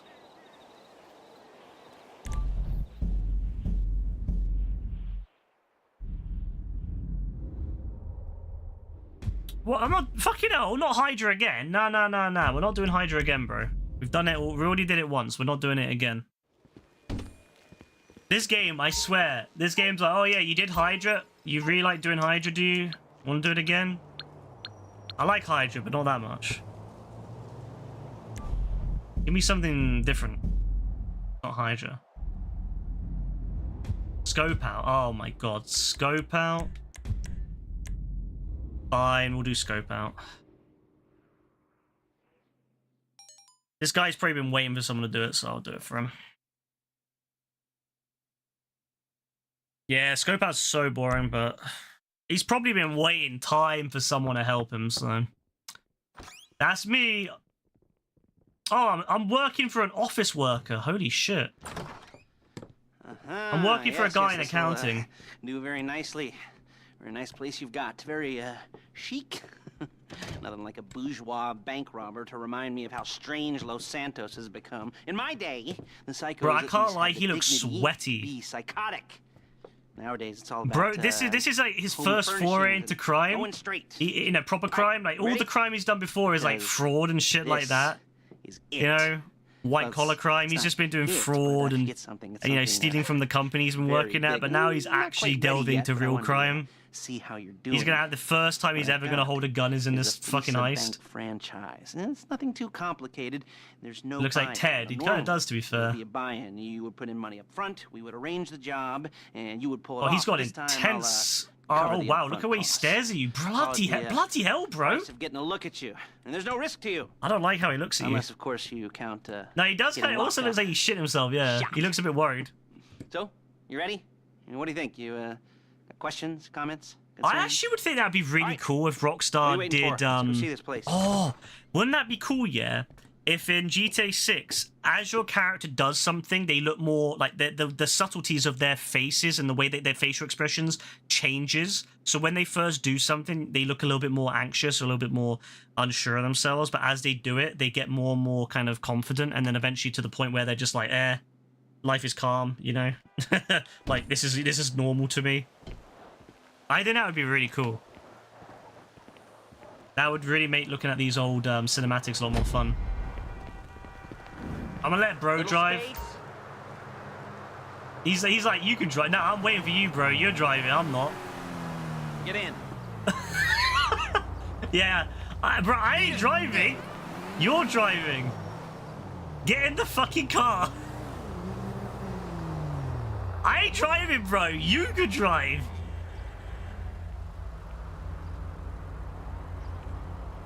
Nah, this dog's trying to... Nah, this guy wants me to... Nah. Get in the car, bro. Get in the car and drive. Get in the car and drive. Hey, JB, what are you saying, bro? I'm fine, thank you. How are you? Yeah, I already know he's spamming the triangle button trying to get out. I bet you he's spamming that triangle button. Warning, we're on the job right now. Nah, this dog. Don't let the cops know. I love how he was like, yeah, you could drive. Bro, it's not even my heist. I'll happily drive in my heist, but it's not my heist. It's your heist. Friends, I suppose you I didn't join there, fucking drive you like your chauffeur. we're driving out to the bank. Nah, taking this a look at guy- it, picking up some equipment, and then heading back to make our That was plans. funny, bro. The Not way very that he's complex like... at all. Nah, We're not the going way in, that we're bro not was like poking it with a standing there stick. waiting for We're me to sitting get back, in. taking He a really look. thought- You see, I Nah, like and then my he sent me a scores friend's like I like my request. dates. Across the street, That is unaware brilliant. they're being watched. I love GTA, honestly. GTA All right, is so too why funny. this bank over all the other banks in the state? Maybe he thought Why I'd be does shit at fortune doing the favor this hack, one? and he's like, oh god, I don't want to Another make him good do the question. hack. You're full of good questions. You're like a He's, child oh no, whose he parents think might it's get stuck on the clever, hack. or Bro, the I've never IRS. got stuck on the hack. Well, this bank's got some safety deposit boxes. Real And name, in one of what? those safety Tristan deposit Taylor, boxes yeah, are that some might actually be his bonds real name we've and his hidden from age. the tax Tristan man. Taylor, No one's 25, that gonna might be report him. missing. All starting to make sense. Maybe he has his Security should home be address light. on Well, his profile. Relatively light. Light if your daydreams are raids on the Union Depository. Quite heavy if That'd be your day funny if it job is. You know, you go on his turning over profile and it's got his liquor fucking stores home and gas address. stations. And the bonds in the box will be worth more than a few rumpled notes from a till, so the minor escalation is worth it if you can handle it. Plus, you know, the sea view, nothing like staring at the ocean while you contemplate. There it is. Take a look. Drink it Who in. the fuck is this, I've patched Don? into their security feed on my cell. Take a look. Bro, What are we who looking was at? that, Don? Small joint, not much security. Staff won't give a crap. Oh, it's getting Especially weird about now. the We're getting deposit all these like boxes. Customers will dons probably signing, thinking, send me how to messages turn and this stuff. into a screenplay. The boxes are in the back behind a safe door. We want box number 167. Yeah, it's right on the highway with good access. That works for you. You can get out quick, but it'll also work for the cops. Speed up their response time. Okay? Okay. We've seen what we're gonna see. Let's go to the garment factory. Lester, get closer. Now, when you hit the bank, you're gonna need to hack into its security system. I've written a neat little program that'll do most of the work for you, but it's probably a good idea for you to familiarize yourselves with it.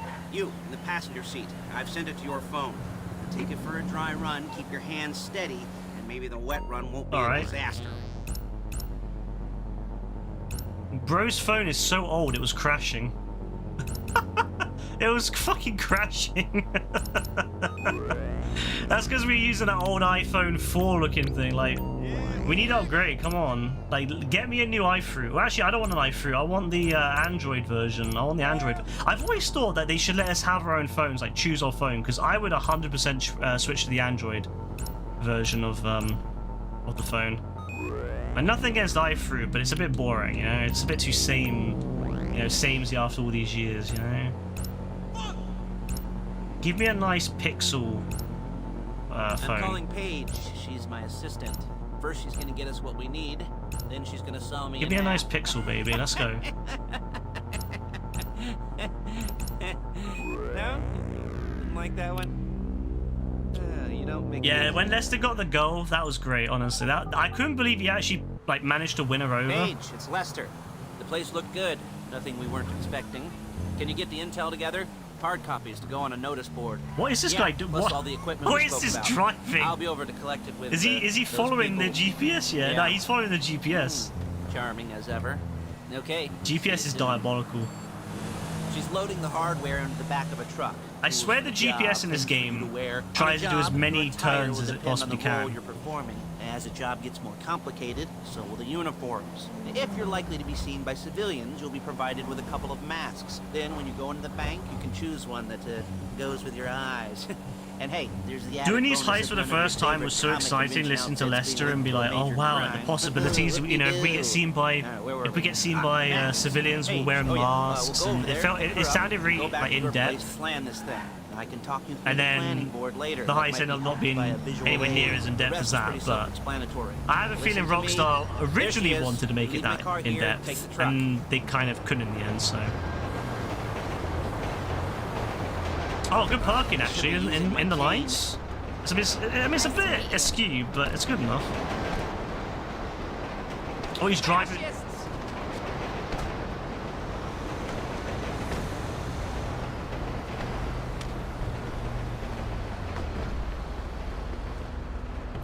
Sorry, Lester. Old habit.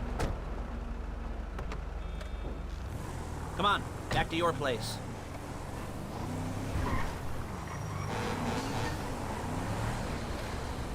It's just an old habit, you know. from back in the day when Is we it all used to there? run Lester I think over. so. You Good want to times. get out and check, go down the inventory, or are you happy sitting That's why there Lester making and I have a crooked really good butt inches relationship for because easy I used to run him over I'll a take lot. your word for it. Thank you. It should all be there. The clothes, guns, He's learned to headsets, forgive me, which I think hold-alls, is really. It masks, shows a lot the files of with all the photos maturity and that he was able surveillance to work. forgive Hey, me. There's enough here to make us all look real suspicious. Nice little conspiracy to commit robbery charge waiting to happen. What, they're gonna charge us with thought crime? Not so much thought as everything but the deed crime. We'd be caught with our pants down and a hard-on out to here. Well, we're not getting caught. These are professionals. I love Lester though. So I Yeah. hear. The cheapest professionals money Paige can is buy. terrifying though. I I'm like not to gonna lie. think of it as investing in new talent. Look how And high until quality you and me Lester's start face playing is compared to low-rent Bonnie and Paige. Clyde, that's the way it's got to be. Like the detailing on his face is like all the wrinkles and stuff. And then you look at Paige and look how If they were offended, fucking they would have PS3 said looking her something. faces. Look how angry she looks. Oh my god.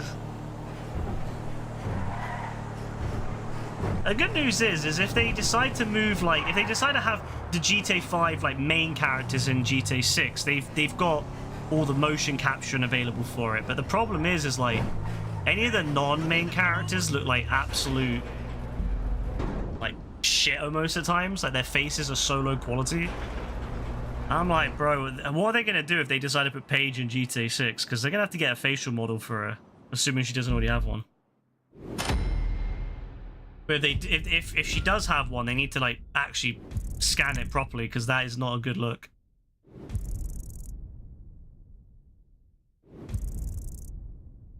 I got $5 for sitting in the back.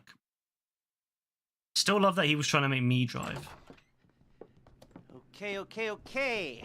Now, Paige, we'll set up a board for you, won't you, Paige? I'd let you do it if Won't you you, could reach. I Paige? mean, I didn't see any milk crates for you to stand on. Mm-hmm. The most important thing to look for in an employee is respect. You can't get God, Lester anything is done so fucking without hot, man. respect. Where was I? Oh, yes, the room. Now, Paige is setting up this board on which you will plan your scores. You'll use it to set out all the prep work you need to do, select your crew, figure out how the take from a score Lester's should be split smoking. up. So you need a crew to take a score. Smoldering. But only one person can be in charge. Oh yeah, I'd Respect. call him Lesty Baby. Yeah, Is Lesty that Baby. right, Paige? Blow me. I love that you remember that, Dean. I used to call him Lesty Baby when we used to do casino all the time. All right. You're only gonna need one thing for this job. It's a high-speed. Nah, that's so good, bro. If I did casino again, 100% I'd call him Lesty Baby. I beg we get another heist with him because I can go back to saying it. Nice long paper trail to their door instead. It's because I haven't This is played good to go. like Lester stuff for so long, like Here's your in like board. a lot of it anyway. Good. That I just stopped. We're I just ready to over time move on stopped the calling clock. him it. But yeah, Over Lesty it. Baby was Study the a plan. Tick it as a off core the memory list. in a way. Yeah, Methodical. This isn't just a dumb crime. it's crazy. Well, there is an element of that, huh? Oh. Lesty Baby. And when you've got the car, we'll come back here. and talk Lesty is make zesty, I jobs. guess. Make jobs. I love how JB's like, what the fuck? JB, what's wrong with liking Lester, bro? Like, do you not like Lesty Baby? JB, is Lesty Baby not for you? Zesty Lesty, is he not for you, bro?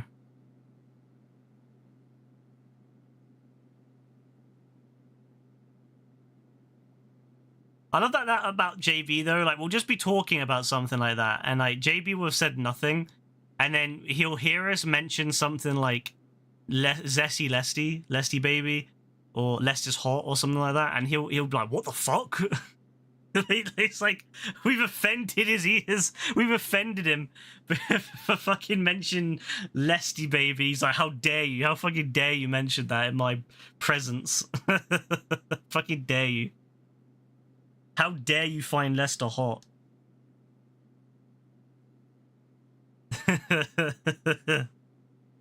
That's why you love your king. Oh, JB. You'd be drier than Sahara if Lester tried flirting with you. Nah, Lester flirting with you is a great moment. Like that's like the moment you want. You know? That's what you want more than anything. Let me wear a polo shirt, you know? Yeah, that's what I'm talking about. It's like I just came from the golf course.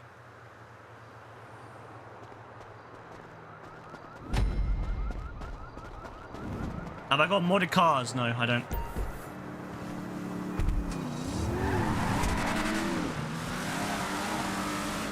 Oh yeah, I'm going the wrong fucking way.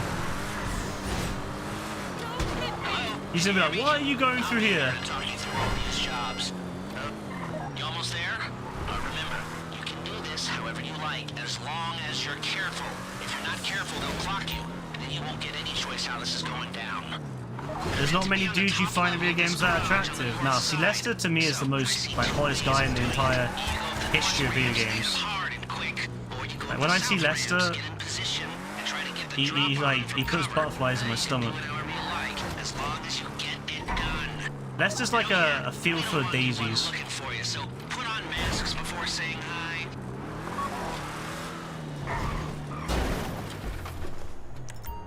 Hello there, my pretties. You're all going to die. Have you not died? Bro, how have you not fucking... Bro, what? Bro! Bro, what?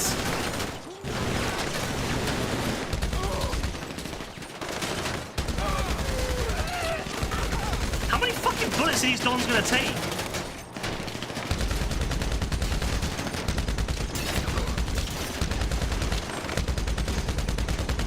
Nah, these guys are taking mad bullets, bro. We're on that secret very hard mode. Aimbot mode.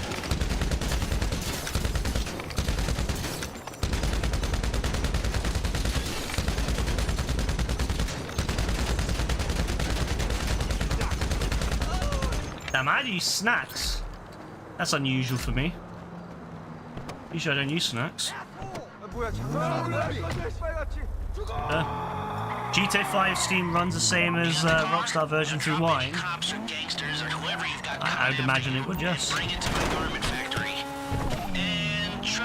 There's a Don Hogwarts Legacy called Professor Fig. I think I remember Professor Fig, bro. I haven't played that game in ages, but I swear I remember him. What name?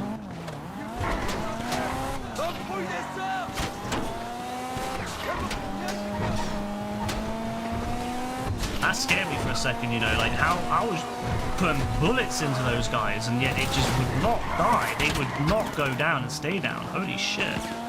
That's terrifying. I don't want to call this a bulletproof heist car. I mean, there's no limit to some people's stupidity, but you've got to be very fucking dumb to let the cops catch you in one of these.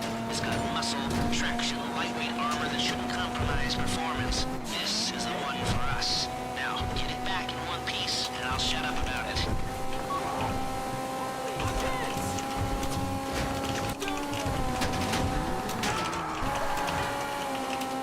How you doing? Paige is going to meet you under the bridge near the factory. The scores to be together.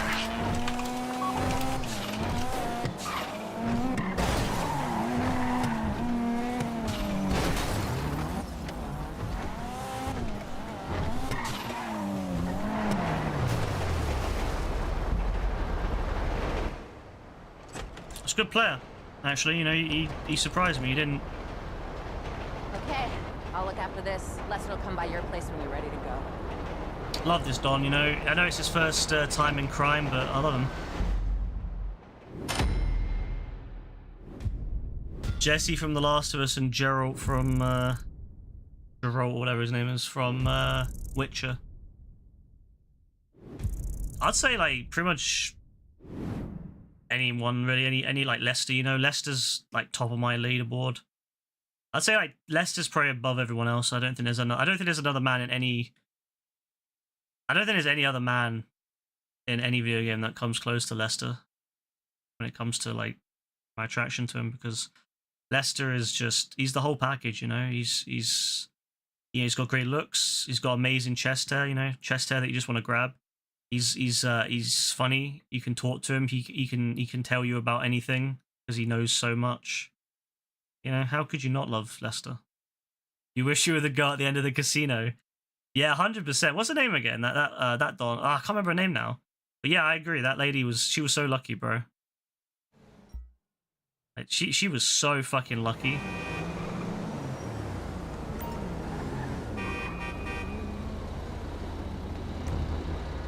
She was so lucky that Lester even gave her the time of day. You know? No way! Shit! This is solid shit. Shit!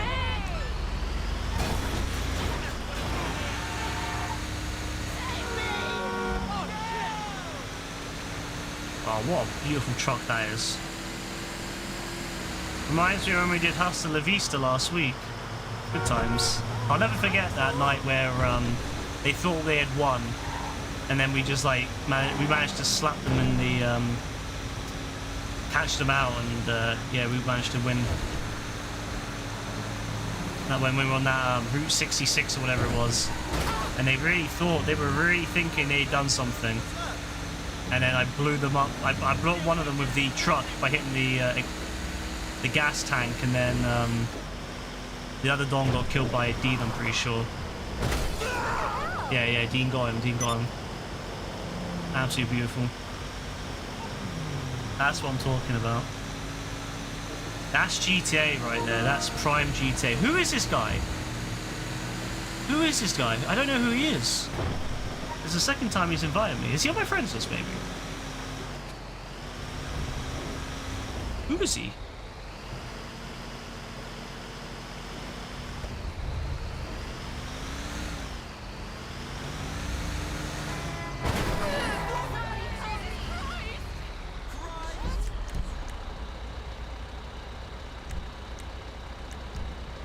I hate when the friends just glitches out.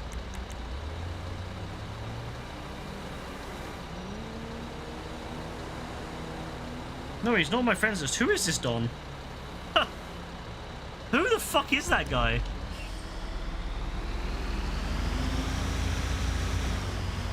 Who are you waving at? Who the fuck are you waving at? Fuck off. You think you're gonna win, yeah? You think you're gonna win? Oh shit, he might actually win, you know? Oh.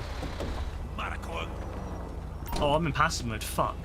Get back in the car, get back in the truck. Ah, he punched the door! He punched the door, what a donkey. Yeah, who the fuck is this guy?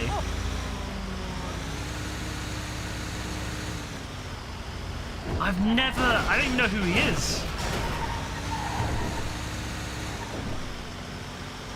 It's just some random Don that keeps inviting me to GTA. I don't know who he is. What the fuck is this?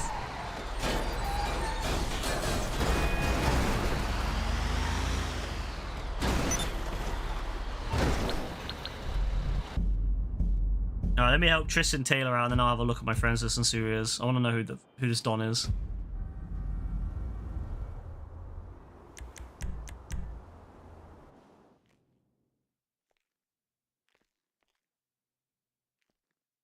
I want to know what he's trying to send me an invite for, because this is like the third time now, I swear. No idea who he even is. Never even heard of him.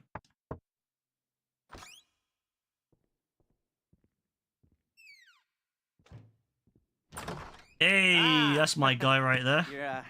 Your first time. You know, Tristan deserves the help. It's never easy. I can't lie. Fireworks. He almost scared me off earlier when he tried to make me drive. I'm not gonna lie, but oh yeah, come closer, come closer. Disappointing. Yeah, speaking to my ear. Stick the wrong thing in the wrong part, and you'll finish too early, and you won't be able to make eye contact afterwards. But new worlds will open up. Something will have changed, you know. New opportunities, new risks, and that's when you'll remember that old Uncle Lester was here for you, holding your hand. All right, let's go. Guiding you through it. Lesty baby, let's go. Then you'll feel a little creeped out, but you're gonna repress it, squash it down, and we'll never talk about it. Okay? Okay? Okay. First time, Lisa. Woo!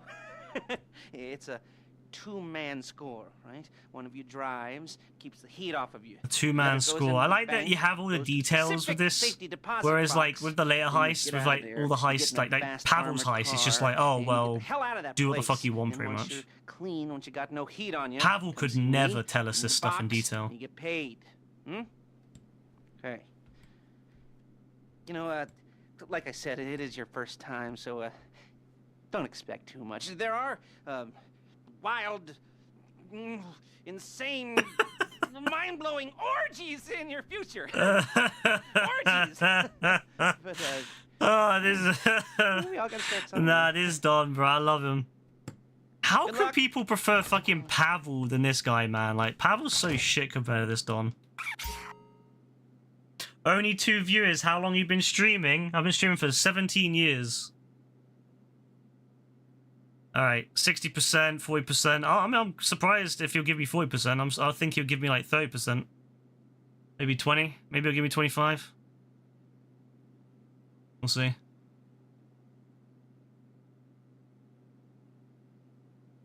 Yeah, I don't know why people really love Pavel so much. Maybe Leicester makes them feel uncomfortable because it's too close to home. It would explain a lot, actually.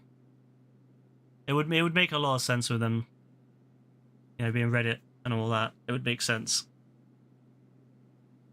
All right, let's see what will he give me? Will he give me 40% or will he try to give me like 20 or 30? What's the minimum now for this? It's like 30%, probably. Yeah, 17 years. 17 years, 3 months, and 5 days. That's how long I've been streaming for. Yeah, I've only got 460 subs. I know, right? It's crazy. 17 years. It's a long stretch to only have 460 subs. Crazy. Oh, yeah, he has a story that he starts and never finishes as well. So annoying. Oh, he's giving me 50-50, is he? Oh, that's crazy. Give me 50. What, bro? Give me 50-50? Oh, what a nice guy.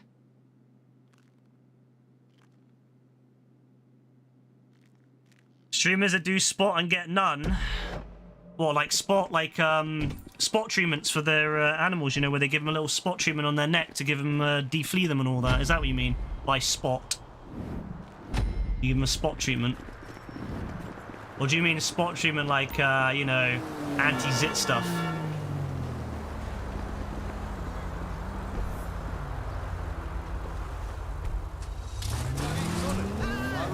You should do shorts to earn a sub. Oh, really? Earn a sub? Well, like from Subway, yeah? I could do some shorts, get a Subway sponsorship. That'd be cool. That'd be really cool, actually. I might do that. Yeah, Dean, yes.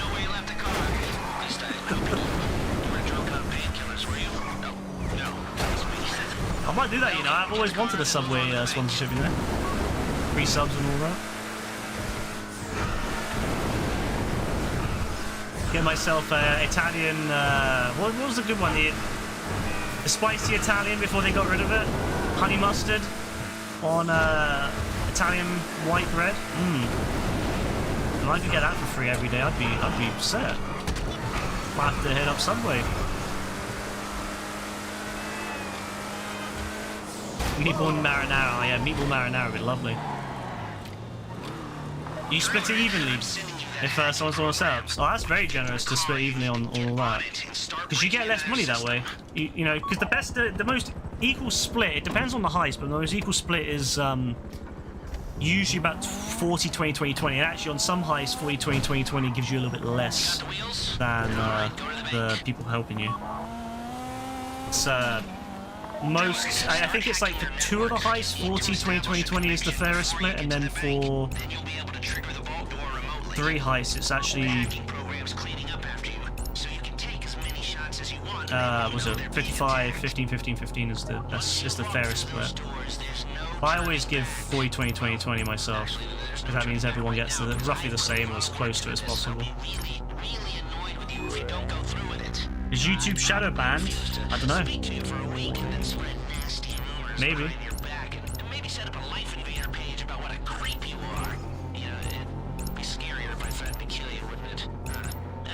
YouTube's been a very naughty boy, but it's been shadow banned.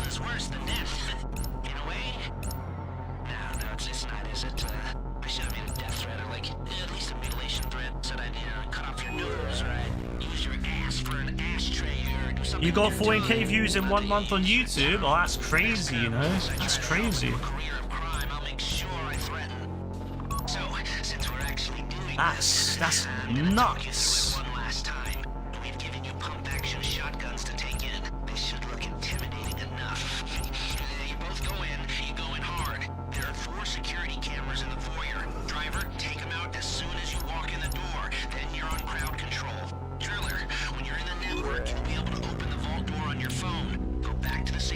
deposit room and start drilling.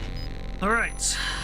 At the bank, we need to wait until the drillers got into their network before making a move.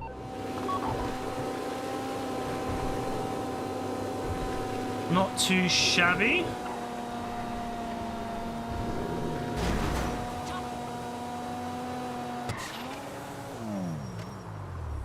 Yeah, did it just in time. I bet he's happy that I didn't fuck it up for him. Open the vault. Take out your phone and trigger the door.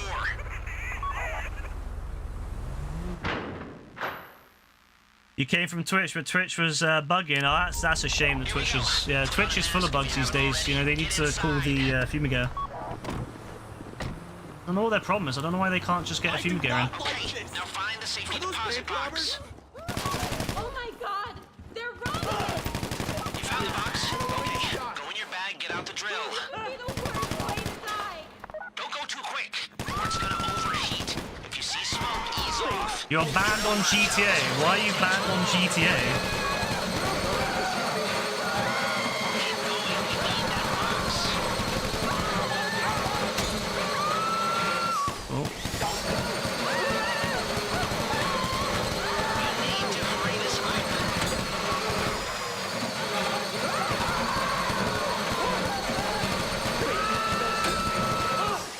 How you doing with that drill?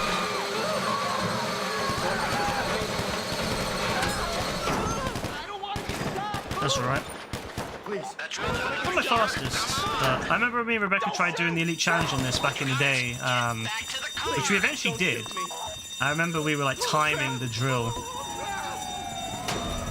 and I had it down pretty quickly. Go! You didn't come this far to end up in the back of a squad People car. report you for killing them when they spam you. So you got banned on GTA. Fair. I've got my getaway guy waiting for you on Zancuro Bridge. Oh, he tried doing So you the can just get there. he tried doing the. Oh, I know exactly what he tried to do. He's a professional. It's actually a good line. Everything. That's actually a really good line. If he, because Rebecca and I did that line a lot, but she would always focus on it and crash. So I'm not surprised he hit it, but recovered well from it.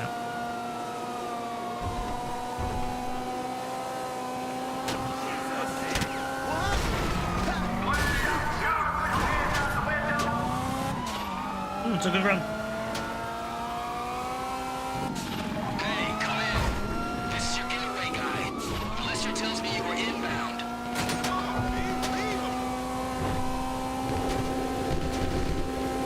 Keep driving for the bridge. I got this under control. Oh. Uh-oh. There we go. I remember that was glitched out for a while, so you couldn't do this heist. Like, you would never be able to get picked up by the magnet. That was that was a good time. But yeah, she did it. Good stuff. And the fact he gave me 50-50 as well, I'm very impressed by him. I didn't expect that. I was expecting like 30%, so good for him. I hope he enjoys getting the heist out of the way at least, because I'm sure he's been waiting for a while to get someone to do it, so... That's why I like doing it. I like joining these random heists, because I like helping people get these heists out of the way. Holiday season at the Crest residence, and Daddy's out drinking. Say, passed. And if that thing I talked about comes up, I'll call you. And in the meantime, if anyone comes to me, I'll mention you as a reliable. Yeah, we do need more randoms like Tristan, don't we? The first time that 100%. wasn't bad, but don't get clingy. Don't worry, Lester. Yeah, the fucking Russian guys, man. Of course, they were really fucking... I love how they just wasted their time as well as ours. Complete waste of time. I don't even know why he gave me 50%, you know, because I've got $1 billion. I don't need 50%. Oh, that's good, though. 618 with a random is really good, especially since we weren't trying. 8% vehicle damage, that would have obviously not worked, but yeah, but you only need to do, what, 58 seconds quicker, and we would have got the Elite Challenge? So that's pretty good with a random. Especially a random with a building where the building is. The building's not in a good spot for the Elite Challenge. I've always thought it was a bit stupid that the Elite Challenge starts from the minute you start the heist. It should start from when you get to a certain checkpoint, because it's not very fair if your building's on the other side of the map and then you've got to travel from there to the heist spot. It's stupid. So really the timer should start from the second you get in the Kuruma. That's when the timer should start. Obviously adjust the time to be fairer, because you would, you know, cut the time down by like 30 seconds or something, but Since you wouldn't have travel time, but still. Bro, you know what? Crazy Joe was actually calm. I actually really like Crazy Joe on that heist. He was actually alright, but the other Dons, yeah, they were annoying. Alright, Tristan Taylor, 25, be free, my guy. Be free. Go forth and be happy. Oh, he's never killed anyone. He's never done... He wants to be my close friend, apparently. He's never killed anyone in outside of free roam, look. He's never done, like, a PvP mode. That's crazy.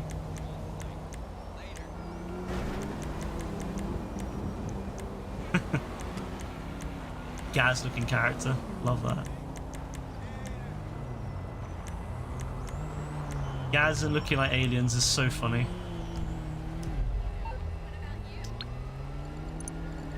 Well, I mean, that was a fun little night, wasn't it? I wasn't expecting to make a whole grand 125,000, you know, a whole massive amount like that. I really didn't expect to make it. But if we had done that prison break earlier, I'd have been even happier, but that's whatever. We got what we got. Be free, Tristan. I might add you later, bro, but I'm not adding your I'm not adding you as a close friend. I'm sorry, but I'm not adding you as a close friend. I don't know why he thought I'd be his close friend.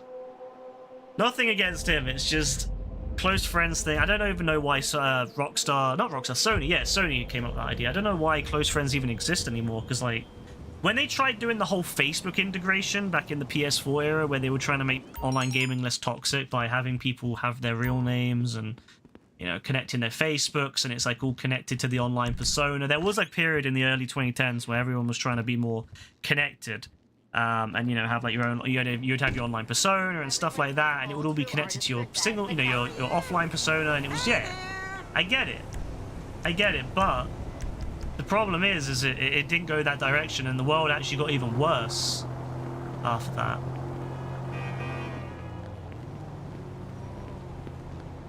Could you imagine having your real name connected to everything you do online, like now, with the way that some people are? No. So, I don't know, I'm not a big fan of what Sony tried doing with the whole close friends thing, and they should really just remove it at this point. They should... It's not really useful anymore.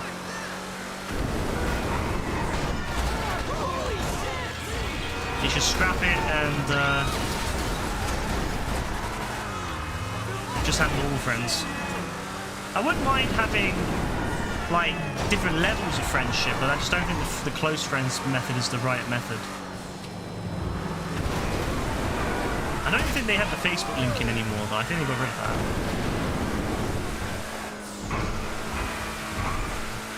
The one thing I would like to see Sony do, though, is if they're going to have like people link in their profiles, I'd love to have it so you can have your Discord and stuff on your PlayStation profile. Because that would make it a lot easier if I could have like the Discord server on there, and then yeah, people could join through that instead of having to go through all the faff of, you know, clicking it on the PC and all that. But yeah, we'll see one day. Maybe they'll do that one day.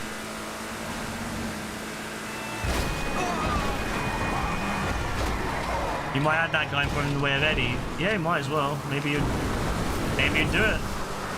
He definitely needs to do his prison break and all that.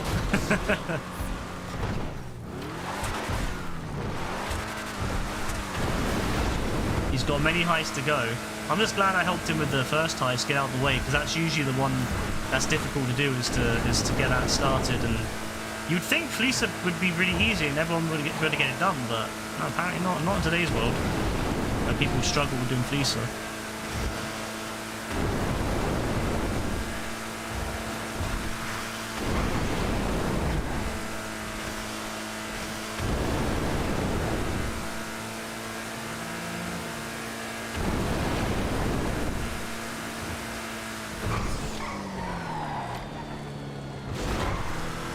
Yeah, it's the panther statue. Yeah, that could be good.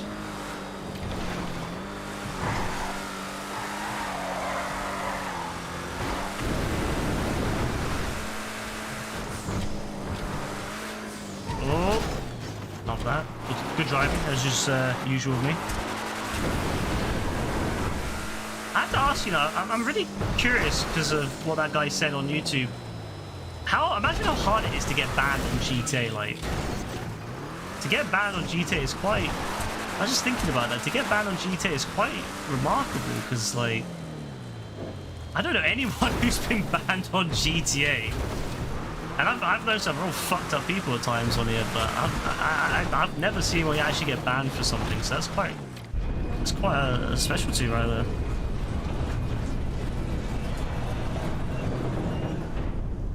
Like, yeah, you'd have to really do a lot of shit to get banned on GTA. That's crazy.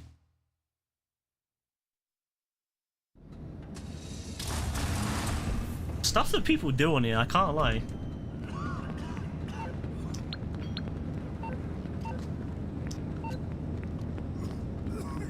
Yeah, you have to get crazy bad stuff to get banned. Like, Rockstar doesn't give a shit about much. Like, they'll put you in bad sport and stuff, but I very rarely see Rockstar actually banning people for something.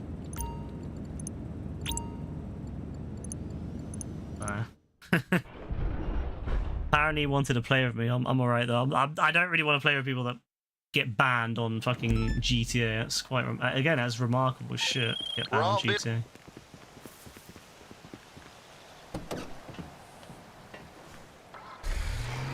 He wasn't very impressed by my 2 viewers on my YouTube stream. He was very displeased by that. My 17 years of hard graft on streaming, you know, streaming on YouTube. 17 years of very hard graft has amounted to 2 viewers. He was not happy. He was not best pleased.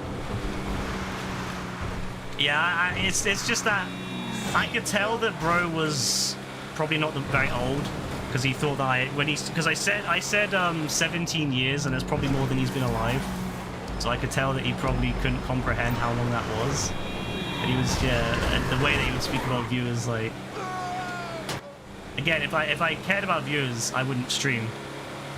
You know? Or I would just do all the fucking stupid TikTok nonsense that people do, you know, where they start, like, you know how they'll follow the algorithm to get as many views as possible. If I was only giving a shit about views, that's what I would do. I would have all the shitty, thumbnails with a wide open mouth. I would have all that, you know, I would clickbait, all that stuff, if I really gave a shit about that. But yeah, I always find it interesting though that some people really give a shit about stuff like that. Like I don't know, maybe it's just because where I grew up, but like people, I don't know, there's like, it's something that the internet has really taught me, is that there's a whole bunch of people out there that will sell their fucking soul for money. Like they'll do anything for money and for views. Like that's like their sole purpose for living is to be successful online and to have like more viewers than anyone else. That's like the whole existence. Which is quite sad when you think about it, because that's what happens with kids. You know, when you say to kids now, what do you want to be when you grow up? It's all the really cool stuff is gone. Astronaut, no, not anymore. Prime Minister, not anymore.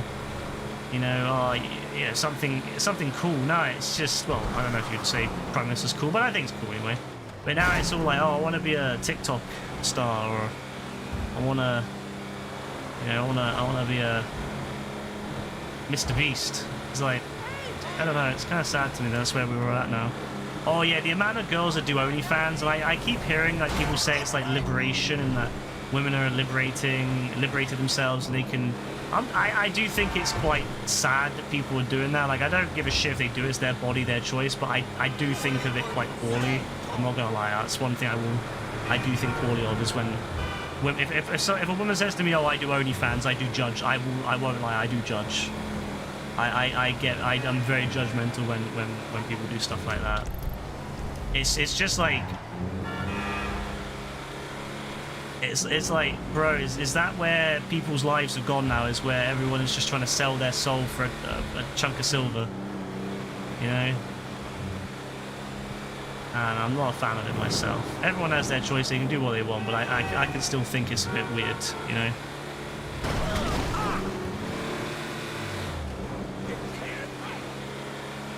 I mean, it is. Sex work is sex work, but it's just the fact that people do it so casually that really puts me off. Like, to be a sex worker, say, 20 years ago, was a very different level than, you know, every woman can just sign up to this website and shove their fucking vagina online to make money. And I think it's I don't know. For me, it's just kind of, it's weird. It's just, it shows to me, it suggests low class to do that, to just kind of throw out their body everywhere and anywhere to make money. I don't know. It's low class to me. That's my true feeling on it. I do feel it's low class. Like, you know, you have some respect for yourself. But these dons, they do it and they're gonna really regret it in 20 years when their children, if they have children, grow up and they're gonna see their mum's fucking vagina pasted all over the internet. Like, I don't think they realise how stupid it is. You know, it used to be a very big conscious decision. If you're going to do sex work, you're going to sign up. You're going to have to, you know, it's something that's going to potentially change your life for the rest of your life. But nowadays, people can just go on a fucking website and be like, here you go, here's a picture of my fucking vagina. £4.99, please. It's like, you know, that's a complete different level than someone out there who was making their living, you know, maybe they had to sign up to do sex work because they couldn't afford to live otherwise. They had to bring up their child or whatever, having to go out into the streets, do some, you know, nasty stuff. And nowadays you've got these girls sitting online in the comfort of their own home, fucking selling bath water and pussy pics. I mean, I don't know, I just think to myself, that's really low fucking class. And I will judge. I'm not gonna lie, I will judge. I will judge someone worse for OnlyFans. Like, if someone says to me, I'm a prostitute, I probably would just be like, whatever. You know, I wouldn't give a shit. If someone says to me, oh, I'm an escort, whatever. You know? Hell, if someone says, oh, I do porn, I work for a porn company and we make porn, I'd still be like, cool. But then someone says to me, I do OnlyFans, I'm gonna be like, You do OnlyFans, yeah?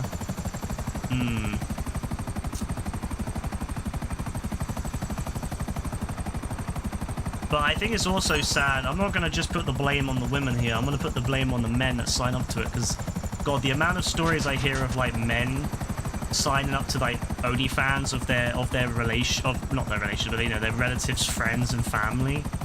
Like, that's crazy to me, man. And actually, there are some men that do. Like, I've heard stories of fathers that sign up for their daughters' OnlyFans, which is even more disturbed. But the amount of times I've heard men apparently sign up to see, you know, their best friend's fucking vagina. It's like, bro, like, you're a sad motherfucker if you're paying $4.99 to see a fucking vagina. Like, go out and get a real woman. You know?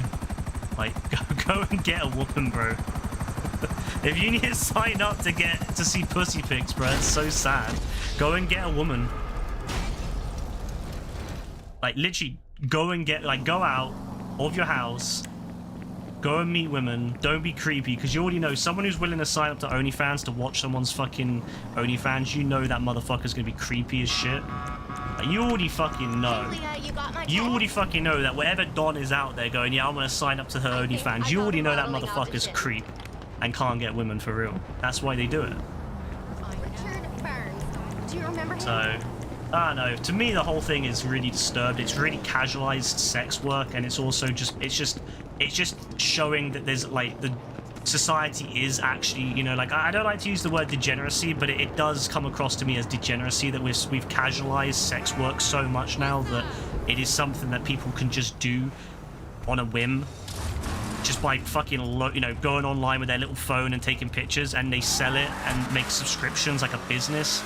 I just think it's like society has dropped to the point where that is possible, and that is actually not just possible, but welcomed and actually encouraged, that there are girls out there going to other girls. Yeah, sign up to OnlyFans and do all that shit. Like, it's like, and to say that, especially suggesting that to these teen girls. Like, before, if you wanted to do porn as a kid, you know, teenage, you were like, oh yeah, when I leave school I want to do porn. It was like something you'd have to actually really go out your way to do. It wasn't just something you could really do that easily. You'd have to go to a porn company, and you'd usually have to move somewhere because they weren't, you know, obviously if you're living in bumfuck nowhere, they're not going to do porn there. So a lot of people would have to move. It was a lot of work, but it was something, if you wanted to be a porn star, it was something you had to really put your effort into. And nowadays, you just go on your fucking phone, babe. Here we go. Picture video, and then you got 1,000 dons already sign up within the first week. You know, it's like, what the fuck? Why? Why is that so simplifying casual now and so easy to do? It's incredible to me that we've allowed ourselves to get that to reduce us. I don't know. It's weird to me. I don't like it. I've never liked it. Again, I'm not gonna like say I'm not gonna ban it. I wouldn't say ban it, but I don't like it, so I don't. I mean, I at least I put my mouth or my money where my mouth is, or whatever. At least I don't subscribe to any OnlyFans. I've never subscribed to OnlyFans. I've never viewed OnlyFans. So at least I can say that, you know, like, at least I'm not a hypocrite. You know, these dons who are like, oh yeah, OnlyFans girls are sluts, and then they have like 5 subscriptions. At least I can't. I'm not like that. At least I don't have any subs. I never have any subs. And I never will have any subs because I disagree with what it is. I disagree with it as a fundamental thing. I don't even like particularly support porn. I think that there's a lot of bad stuff that happens with porn and that, so I don't even necessarily support porn, and I don't. I'll be real. I haven't really engaged with porn for years. Like since I was maybe a teenager. So at least I do try to avoid all that stuff because I do think it is a lot of it is exploitative, and I don't like it for that. But yeah, I think that's the thing I have the issue with. It's not really a last resort anymore. It's become just encouraged, and it's like something that, you know, as soon as you're 18 years old, these girls are on there, you know, making, you know, videos and pictures. It's just like, yeah, like I don't know. I don't like how normal and casual and how, you know, casual it is now that people just, you know, that's the first thing they think of. Sort of like how YouTube and stuff was like the first thing that people thought of, you know, when they're growing up, that I want to be a YouTube star, I want to be a TikTok star, I want to be a Twitch star, whatever nonsense. Now a lot of them are like, I want to be a fucking porn star on OnlyFans. Like that's their first idea. And it makes them money because there's lots of weird guys out there that are desperate for that stuff. So I mean, I'm not going to just blame women. Because that's something I always say when I have that debate with Rebecca, because I've told her before I don't like OnlyFans and all that, and she wouldn't she wouldn't do OnlyFans anyway. But I said to her, I don't like what people do it. And then she was always bringing up like, oh well, you know, what about all the guys that, you know, pay for it, you know? And I was like, yeah, like they're fucking weird. Like, you know, if you're so desperate that you're paying $4.99, $5.99, $6.99, who knows what you would pay? Some of these dons pay, you know, thousands. If you're paying all this money just to see some girl's tits or some girl's vagina, like, yeah, you really need help. Like, you desperately need help. So I'm not gonna just go against the women. I'm gonna go against the men too. Like, they are also just as fucking, you know, complicit in this. The fact that there's guys out there who are willing to put all this money into it. No wonder, like, women do it so much, because of course they can, like, you know. But it is sad that that's where we're at the moment, where it's so normalized now that, you know, it's kind of like you know, I think to this point that you wouldn't be surprised if a girl you knew in your life had OnlyFans. Like, it doesn't have to be huge. It doesn't have to be a huge, massive OnlyFans, but the amount of casual OnlyFans people I hear where they have like a small OnlyFans with a few, maybe like, you know, 20, 30 people is crazy to me. And these are just normal, like, these are normal women that just live, you know, like amongst us. They're not even, you know, they're not like, as I say, it's not really like a porn star anymore. It's just, these are just general women that live amongst us. And that's the first thing they do. I don't know, it's crazy to me, like how it's so treated like it's just a casual thing. Oh yeah, you know, I don't know, maybe I sound too like purist and too you know, like too like a Puritan almost, but I do feel like the body is kind of a, I don't know, I'm not religious, but I do think that to some extent the body is like, you know, you should have some stuff that you try to keep to the imagination as much as possible if you're just a normal person. Again, outside of like porn stars and stuff like that and actors and stuff. If you're just a normal person, it's like you should try to keep your, you know, to some stuff to imagination. Like I love I'm a guy, right? I don't mind if I chest this out, fine. But there's no way I'd be walking around my fucking dick out. And my dick and balls out for every fucking random don to see. It'd be fucking weird. Like, leave some stuff to the imagination. But some of these people, they just, like, yeah, they're just thrown out there. And it's worse in a sense because when it's like real porn, it's like that's someone who is a professional. It's like an actor, someone like that's basically what porn is. It's like you're an actor at that point, and so you have that expectation of it's a professional thing, it's a professional gig, and there are going to be some weirdos out there that think it's more, but for the most part, it's a professional gig. Whenever I've seen a porn star in the past, I've never thought, oh yeah, let me build a connection with them. I've never become parasocial with them because it's a porn star. But there's so many of these dons who go onto OnlyFans and they start this parasocial relationship with these girls. And I don't think a lot of these girls realize that, it's easy money to get people staring at your tits, right? But what happens when those dons start thinking it's something more and they start turning up in your town? And they start turning up your local area and start trying to find you, or I'm little Timmy Brown. I gave you that $5,000 donation. Like, can we hang out? Can we have dinner? Like that's the problem. I don't think a lot of these girls realize is that they're not going to have the same protections that a lot of the porn stars will have, where they'll have maybe some sort of security or some sort of they'll have the some level of protection from their production company. So assume it's a proper production company, they'll have some level of protection for it. And it's not even like the old days where people would put anonymous porn up on like Pornhub and stuff. Like they would make their own like porn at home and then stick it on Pornhub. It's not even like that anymore because people put their names with that shit. They have their real fucking name on their fucking OnlyFans. It's like, bro, why are you putting your it's a different vibe. It's weird. It's very parasocial, I feel. So another reason I don't like it is it can be very dangerous. You think most people plan on getting sex work should be shown Boogie Nights? It's about a guy named Dirk Diggler getting into the industry, and at first it's fun, like over time it sort of brings out the worst in him until his life is basically ruined. Yeah, I mean, a lot of these people aren't thinking like, what happens in like 10 years time when their body's no longer fit and because that's the thing. A lot of these girls, they don't realize. Well, maybe they do, but their bodies have to. They're not going to be as popular when they're in their 30s, in their 40s, in their 50s. So their bodies are going to sag eventually. It's inevitable. So they're going to. I imagine some of them might get into this idea in their head where they have to maintain their body appearance. So they'll go and start spending money on surgery to keep their.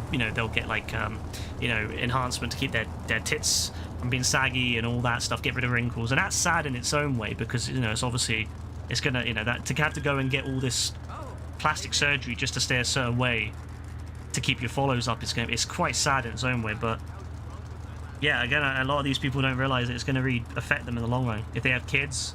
Imagine being little fucking Timmy, and you're going to school, and then and a little fucking Charlie, little motherfucker Charlie comes over and says, "Oh, I found your mum's." Naked pictures, and then they start throwing them out everywhere. Like, imagine that shit.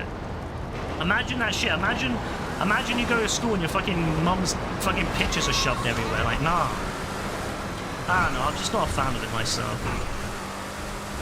So again, I'm not gonna ban it, but I will judge heavily for it. If a girl says to me I do OnlyFans, I'm not gonna like outright say, oh, you're a creep or you're a weirdo or whatever. I'm just going to be like, oh, okay, cool.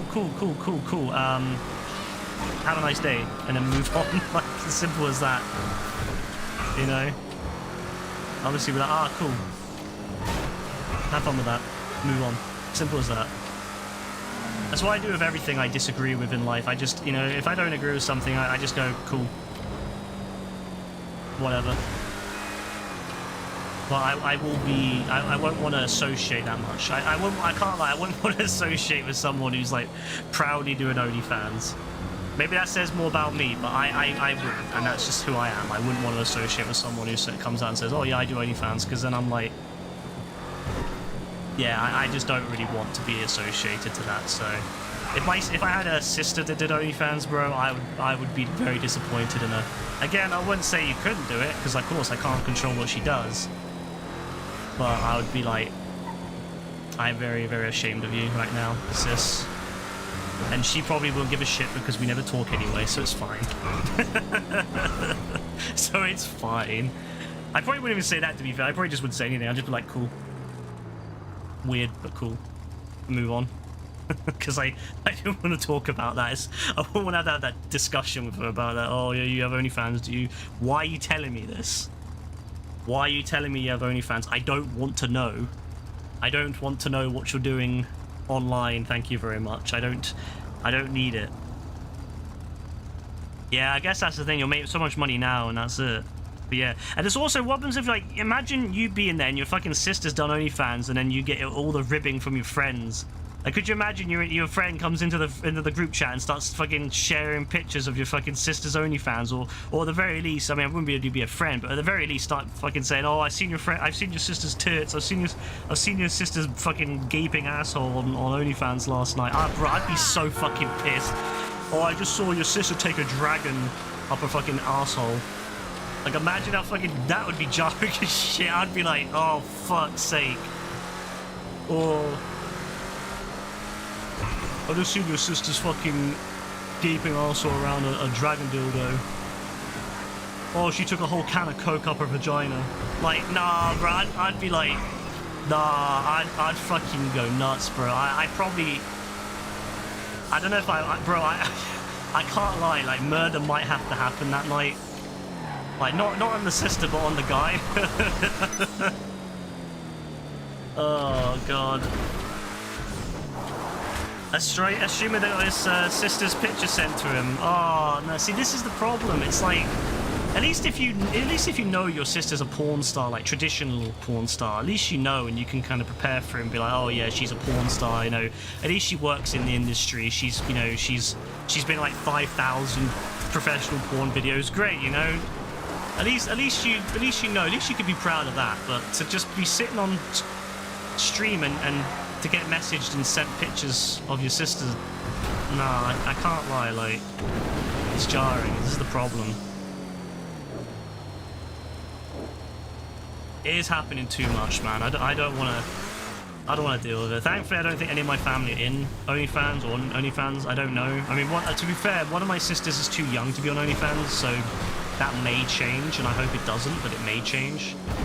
I don't think she would. It doesn't really strike me as something she would do. And she couldn't either because of where she works. She works in an industry where, or she wants to work in an industry where if someone found out they have OnlyFans, she would be fired. She would be fired. There's no ifs and buts on that. She would be fired. And she would probably be completely banned from the industry. She would never be able to be in that industry again. So I don't worry about that sister. And my other sister, I don't think she would, because she doesn't strike me as that kind of person. She's too... I mean, don't get me wrong, she shows a lot of skin, my other sister. She shows a lot of skin. She likes wearing very tight shorts and showing her legs off, for example. But I don't get the vibe she would do OnlyFans.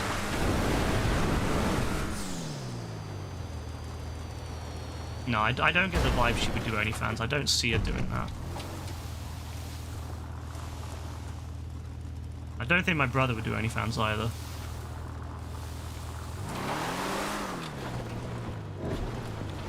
No, I don't see that either. Yeah, I'd be traumatized too. That'd be fucking disturbed. Some things are just best left never knowing about and seeing about, so... Yeah, I'm not a fan of it, but... Again, can't do anything about it. If people wanna be OnlyFans, but... I'm alright. But that's the world at the moment. The world has gone that direction. It's all about being stars and, you know, famous and making money from online. You know, it's all about making money. It's all about having as many viewers as possible. It's all about making...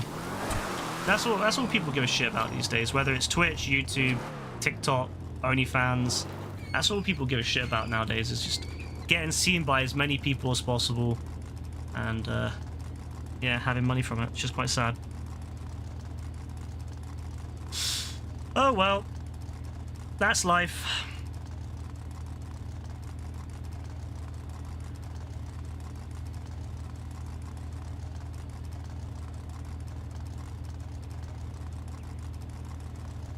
No, you know what's funny? I looked at the guy who sent those messages. Bro has 17 subscribers.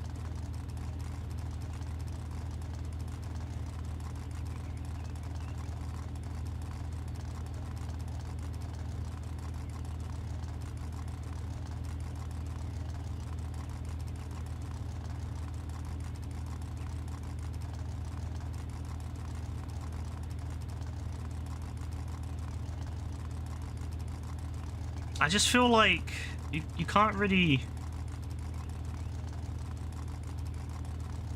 say anything.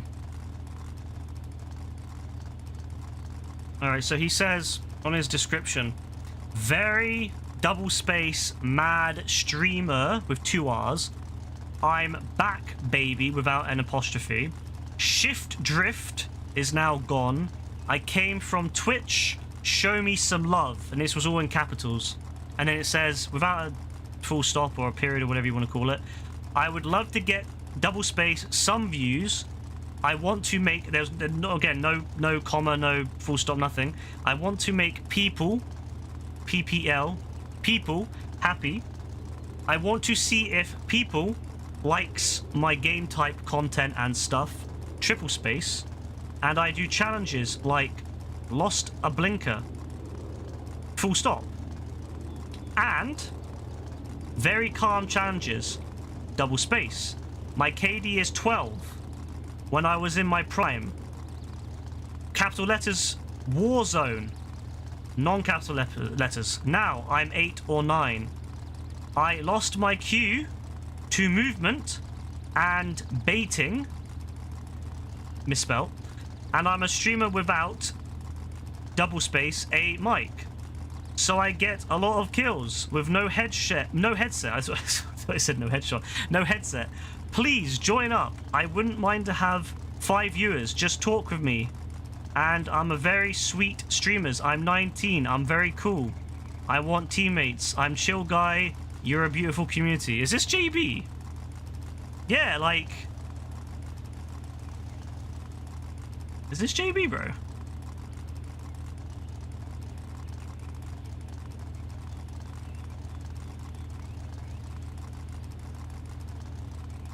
The way bro was talking, I thought he had big game, you know? Because the first thing he said was only 2 viewers. How long you been streaming, homie? But I can't lie, bro. He said that he put a viral video out and got 14k views in 1 month on YouTube, but his total views is 11,000. I don't think so.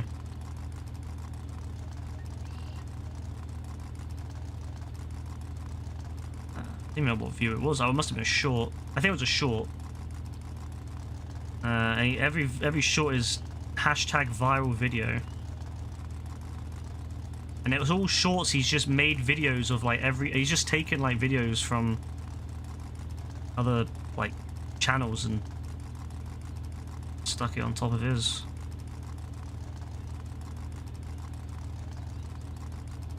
Yeah, that's the evil blunt. Yeah, you can say that.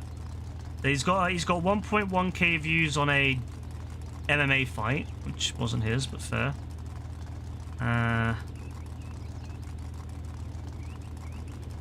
It's all just like other people's content that he's just taken and like put on his channel.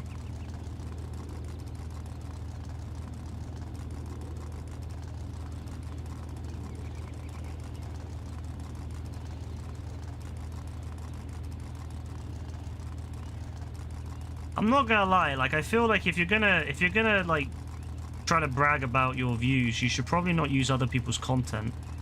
You know, like it's like a reactor, you know, like I don't mind if people do reaction stuff. Like I'm fine with reaction stuff, but I feel like if you're gonna do reaction stuff, you should at least try to like, you shouldn't either try to make money from it, like it should be just something that you don't really put any money on, like any sort of attempt to make money off it, or just kind of have it as part of other content. Like I'm fine with streamers reacting to stuff. Like I've thought about it myself sometimes, like when I'm done with stream, just like stick on a couple YouTube videos and just watch. But I don't make money off my videos, so it's fine. Like not at least, you know, at least no one would, I would be making money off other people. But yes, like he hasn't got. It's just, yeah, it's just It's just videos of other people. Favorite rapper, video of some guy driving a car. Yeah, like, yeah, I don't know. I just feel like it's a bit weird to say stuff like that. Again, like, I don't think you should really care about other people's views anyway. Like, I couldn't give a shit about other people's views. Like, I wouldn't usually look at it, but like, that's really crazy that like his entire channel is making views off other people. And then he has the audacity to say, mind you, I just looked at his streams, most of them have 1 view. And mind you, that's total views, because it isn't viewers, it's views, like total. So I just find that really interesting that bro was really keen to let me know that I had only 2 viewers, because of course my YouTube stream I don't really pay attention to. It's just on there, you know. Like, I have YouTube purely because I like to have it on there to like archive the video. Why I use YouTube? I just like to archive the video, but that's crazy to me. Yeah. Again, I couldn't give a shit if you do if you do reactions and stuff, but just like it can't be your entire content, you know. It has to be like something that you have to do other stuff as well. You know, like, I've got no issue if like a big streamer, like, I don't know, let's say, you know, who's a big streamer that does that? There's a few of them that where they'll watch when they're eating, they'll have dinner or whatever, lunch, and they'll watch like other stuff. And again, that person probably gets a massive boost of views anyway, so at least it works out. But yeah, it's just weird to like do that as a new YouTube channel, like to try to steal other people's content just to make, and especially because it's not even like a reaction, it's literally just posting other people's stuff and putting like a piece of text on top of it. Like, at least with reaction videos, you actually give your reaction to it, you know. At least you actually, you know, you have your, especially if you have a camera, at least you can do something there. But just to stick like someone's fucking video that they've uploaded onto your channel is nuts. Just stick it. And you know what's funny? It's a lot of times you see multiple levels of that, where someone recorded the video, put it online, someone else found it, put a piece of text on it, someone else found that video with a text on it and put another piece of text on it, and then someone else found, and so eventually you end up with a situation where there's like 4 or 5 pieces of text that have nothing to do with each other, and it's all just been overlaid on top because people keep saving the same video.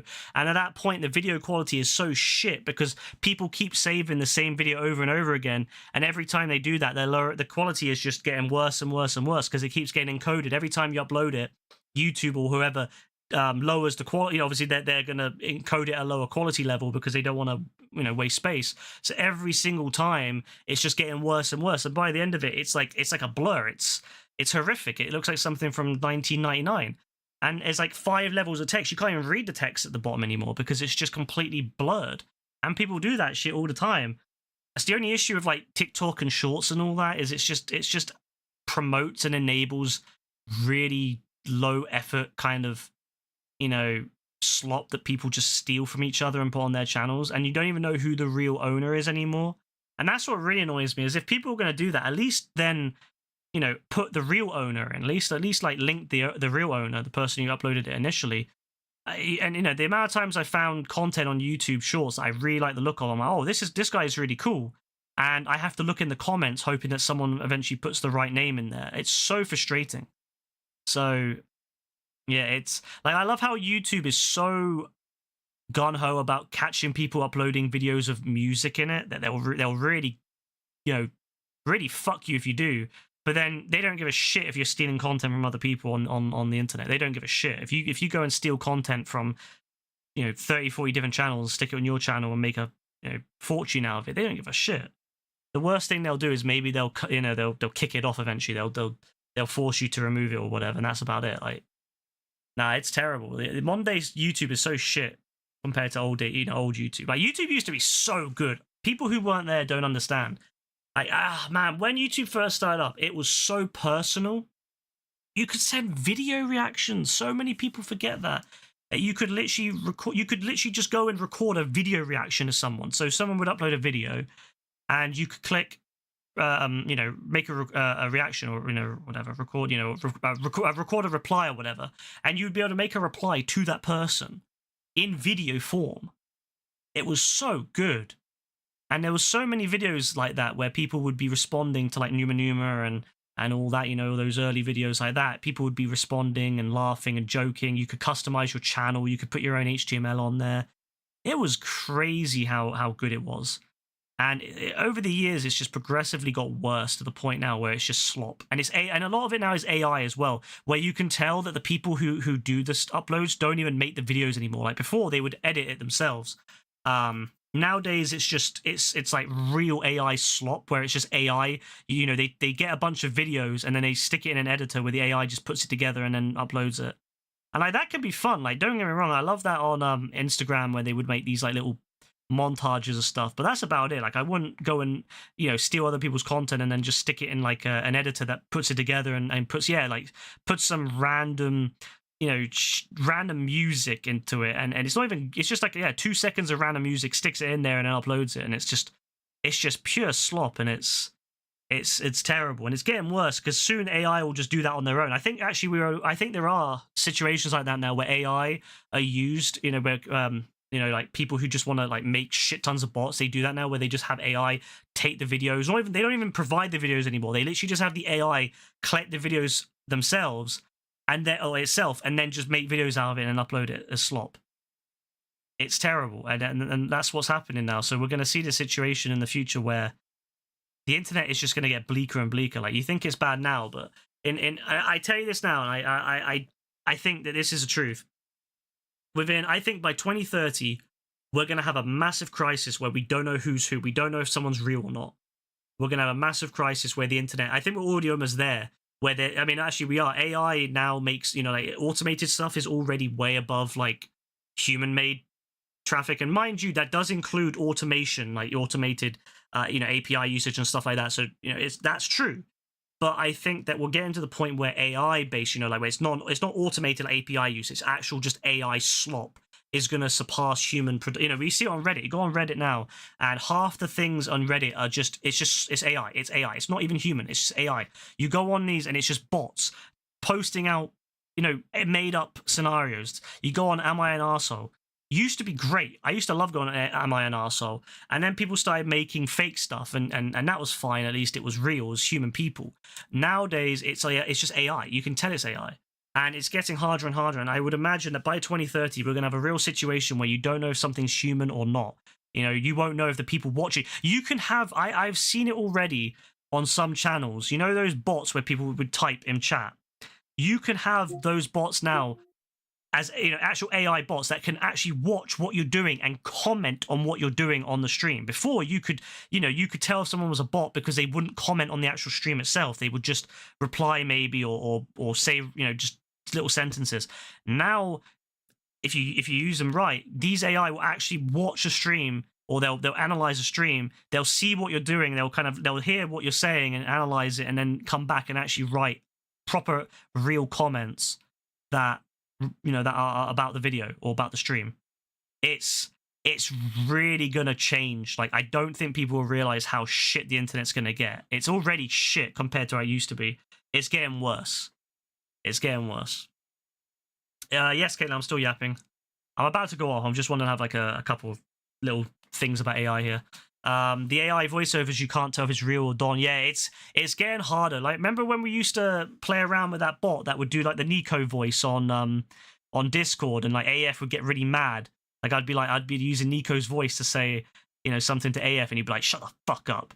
Yeah, it's getting, nowadays that's old school, like, compared to now. Nowadays you can, like, if I wanted to, and I have thought about this, I've actually thought about cloning my own voice and having a stream where I'm not speaking, but the AI is, and see if people would like pick up on that. I have thought about that because I have what, thousands of hours of I have like, what, at least 5,000 hours now probably of streams that I could go back, collect my voice from, and build a clone. Yeah, and I could probably do that, and it would sound very much like me. So, and obviously I've been streaming with a proper mic, so it's not like I mean, even now you can use even just a basic mic you could still do it. But yeah, because it can pick up. But yeah, a lot of these AIs now are getting to the point where the more you upload, obviously the more you upload, the better it is. And yeah, so tone might be the giveaway, yes. But if you listen to some of the newest stuff that they're showing off, oh boy, if you listen to some of the latest stuff that they're trialing and they're showing off, it is scary. It's the tone isn't even there anymore. It you know, that kind of set tone. It understands the context and it's able to adjust your tone based upon that context. I would say within 5 years it will be almost perfect, 100% within 5 years. Remember, if you go back 5 years ago, this stuff was pretty much impossible. You know, like if you go back 5 years ago, you had Abspadala level AI. That was what the AI was, Abspadala level. You know, and Abspadala could be quite funny at times, quite creepy actually how accurate he is sometimes. But that was what it was. It was Abspadala level, and every year it's progressively got more difficult to decipher who it is and if it's an AI or not. But give it 5 more years, it will pretty much. I imagine it will be almost impossible to tell. And yeah, you can make stuff. I can make stuff on my computer now. I have. I was playing around with some image and video creation. I was playing around with a video text to video creator, and I was also playing around with an image to video creator, like taking an image and making it into a video. And it's actually quite scary what you can do, and that's just with like a consumer level, like on a normal computer. Imagine what you can do on actual, on a server rack. It's terrifying. What other countries can do as well. Like China, Russia. Scary, bro. You remember the birth of Abspadala as well? It was so weird. It was, wasn't it? How you've come on and started saying feck over and over again. Bro, I used to love Abspadala.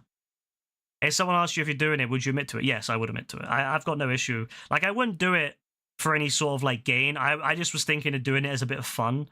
Like, I was just thinking to myself, that would be quite funny just to do a stream where I use it and see if anyone can pick up on it. And then, then I can play around with it. And I was also having the idea of having it where I could talk to it. Like, I'd be talking to myself on stream. Like, wouldn't it be cool if I was like talking to an AI of myself and my voice back and forth? I was thinking of doing that as well, but I was like, it might be a bit odd. And also I want to do it only if I can do it in the sense of it's all offline. I don't like using, because anything you upload to any of these online, anything like ChatGPT and all that, it's all uploaded, it's all saved, right? I wouldn't feel comfortable doing it if I couldn't do it offline, like train it on my own data, on it's entirely offline, nothing's uploaded to the internet. I would feel much more comfortable doing it that way. I don't like the idea of giving ChatGPT tons and tons or anything like that, tons and tons of my information and shit and build up off it. So. But I was saying that could be quite fun. Yeah. He was talking to an AI when he was using his voice. It could be a lot of fun, and you could even teach it information about you. You could feed it, chat logs and stuff like that, and see if if you know what you're doing. You could effectively train an AI that could speak like you, with the same. Wouldn't just because obviously AI don't have the personal touch, right? Because we all have our own mannerisms. But that's the thing. If you can teach it, if you can make it watch, if you can, if you force it to learn from thousands and thousands of years of how you thousands and thousands of hours of you speaking, and if you can give it the context as well to some extent, yes, and chat logs, you could really build up an AI that actually reacts like you and isn't just it isn't just like it isn't just like sticking a voice on a general on a general AI. It's actually teaching the AI to be like you. And that would be really interesting. But the problem is it'd be so expensive, because I would if I wanted to host it on my own machine, obviously you would need a really powerful machine to host that at the moment, to host it all and to that level. It's not really doable offline yet. It's not really doable. Most of the stuff like that is hosted all online at the moment. Like ChatGPT especially. All their models are like online only. They're all on their own servers. You have to pay them. And you can't do it offline. There are other models. There's loads of AI models that people can use now. But for example, Abspadala uses GPT-2, and then I use GPT-2 Neo, and I think I use another GPT-2 variant. But anything GPT-3 and beyond never got put online, like from ChatGPT.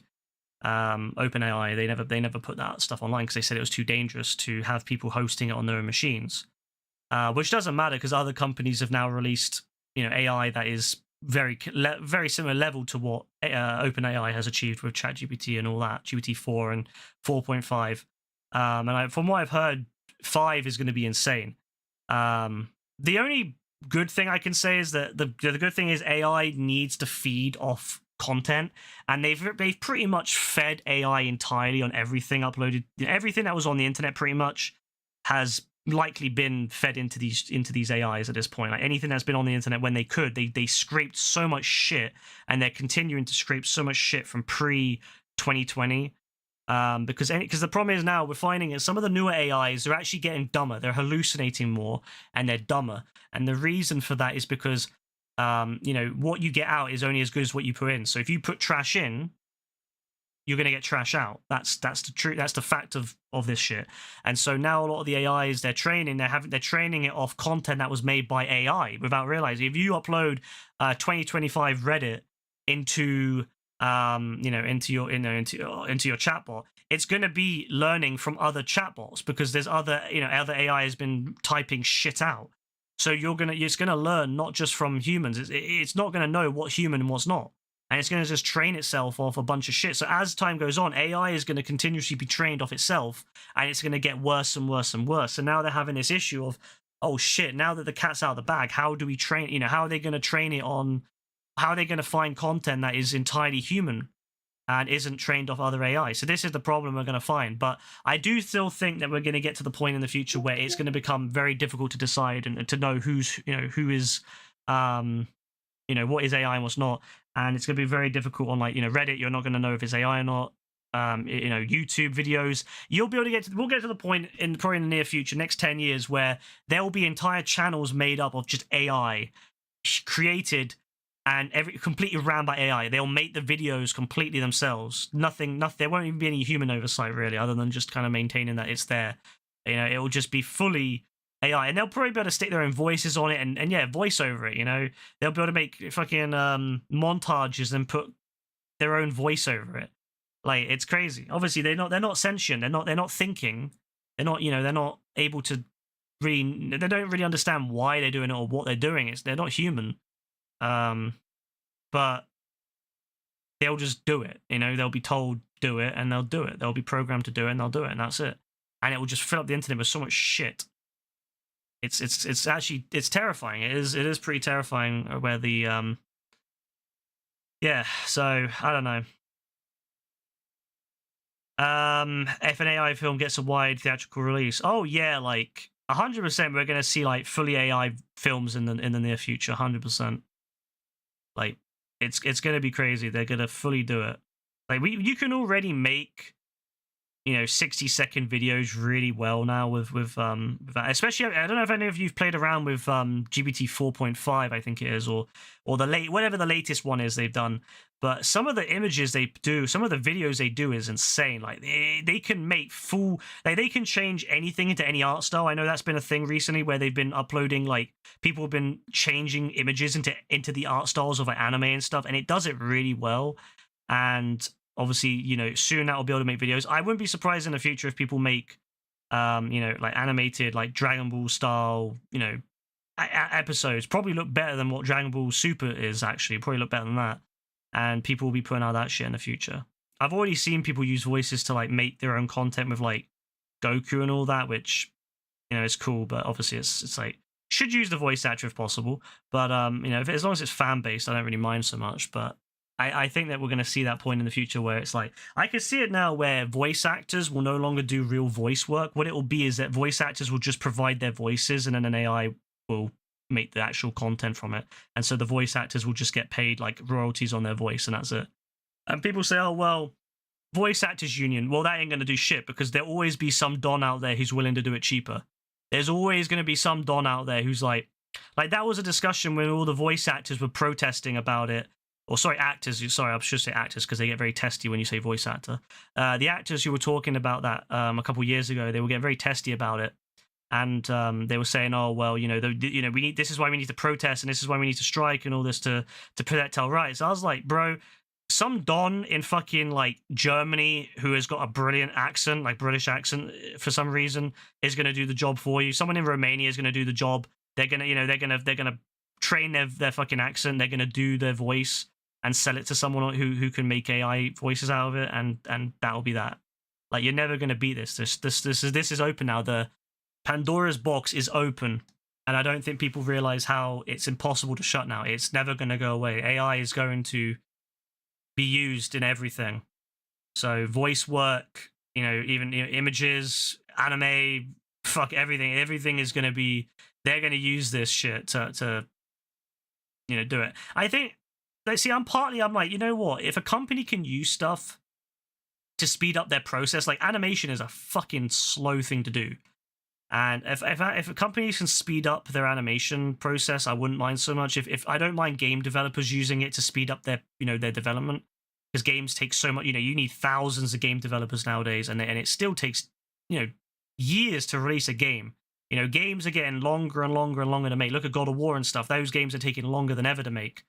So I don't mind if game developers use it to help them code, or although it's usually shit code, but helps them, maybe do pre-production stuff where you use AI to kind of create the visuals of the pre-production. But people obviously are hesitant because I don't blame people for worrying about their jobs, but I don't think I think that regardless of what they want, it's never gonna go away. The same thing was true. Like so many people think that it will just, we can just stop it. It never will. Like it's just like saying, oh well, we'll get rid of computers. Like people probably complained about when computers first came out. When artists were doing most of their stuff on physical, and then computers came out, and then digital artists were becoming a thing. And there was lots of probably physical artists who were like, well, that's not very fair. They can make a picture in half the time it takes me. But life goes on, and nowadays no one questions the reality that computers exist. And so I imagine the same will be true of AI. At first there will be a lot of resistance, but in 34 years, I imagine that people won't give a shit. It won't matter. People won't give a shit. So I don't know. I'm hesitant, but I'm also like, you can't stop it. Like that's life. We can't stop it. I do think when people say, "Oh, I'm an AI filmmaker," I do think it's pretty funny though. When people say, "I'm an AI artist," just be honest. You're not an artist. You're just someone who put in a bunch of like text and made an image. Cool.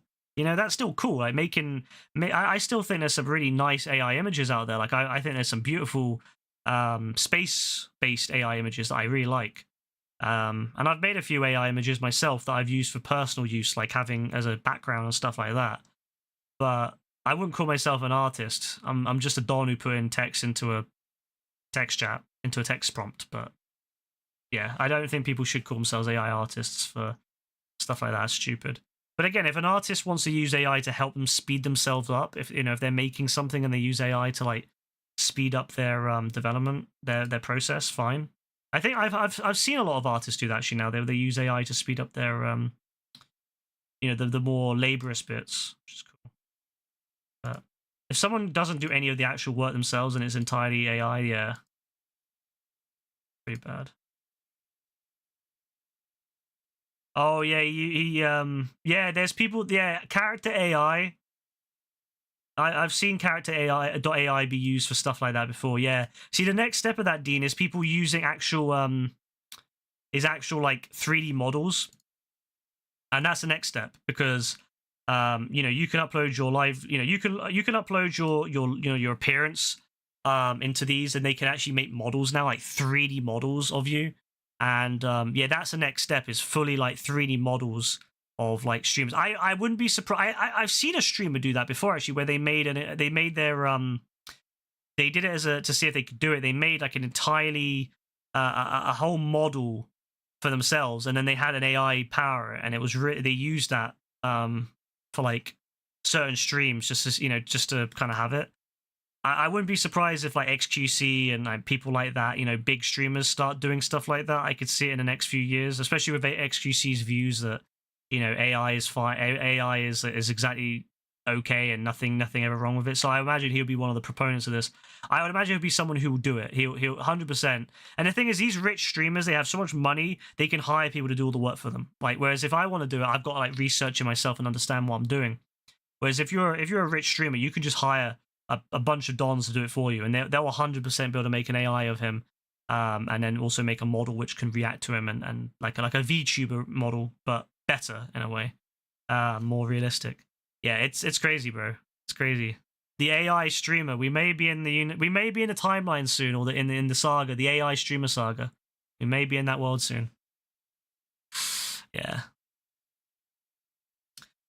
Yeah, see, that's where a lot of AI usage will be. It's like the way I look at it is AI can be really useful and stuff like that. Like Photoshop is a good example of that. Back in the day, when you want to make photoshopped images, you would have to go through and like do everything yourself. If you cut something out and you wanted to fill it with like space, you wanted to fill like space up, you would have to like you'd have to like collect similar things. Like if there was a bush in the background, you'd have to like find a bush of a similar style from the rest of the image, and then kind of move it in there and blend it all in, make it look nice. And it was a lot of talent, but it was slow. Nowadays, a lot of these people that do Photoshops and stuff like that, all they do is just, they do it, and Adobe does it itself. Adobe has like an AI fill now, and it does it for it. It does all the work itself, so that saves them a lot of time. They can do the Photoshop, and then Adobe can fill in the gaps which would have taken them time to do. So yeah, that's. But I suppose now you could say Photoshopping's kind of a dying art because, of course, you can just AI it now.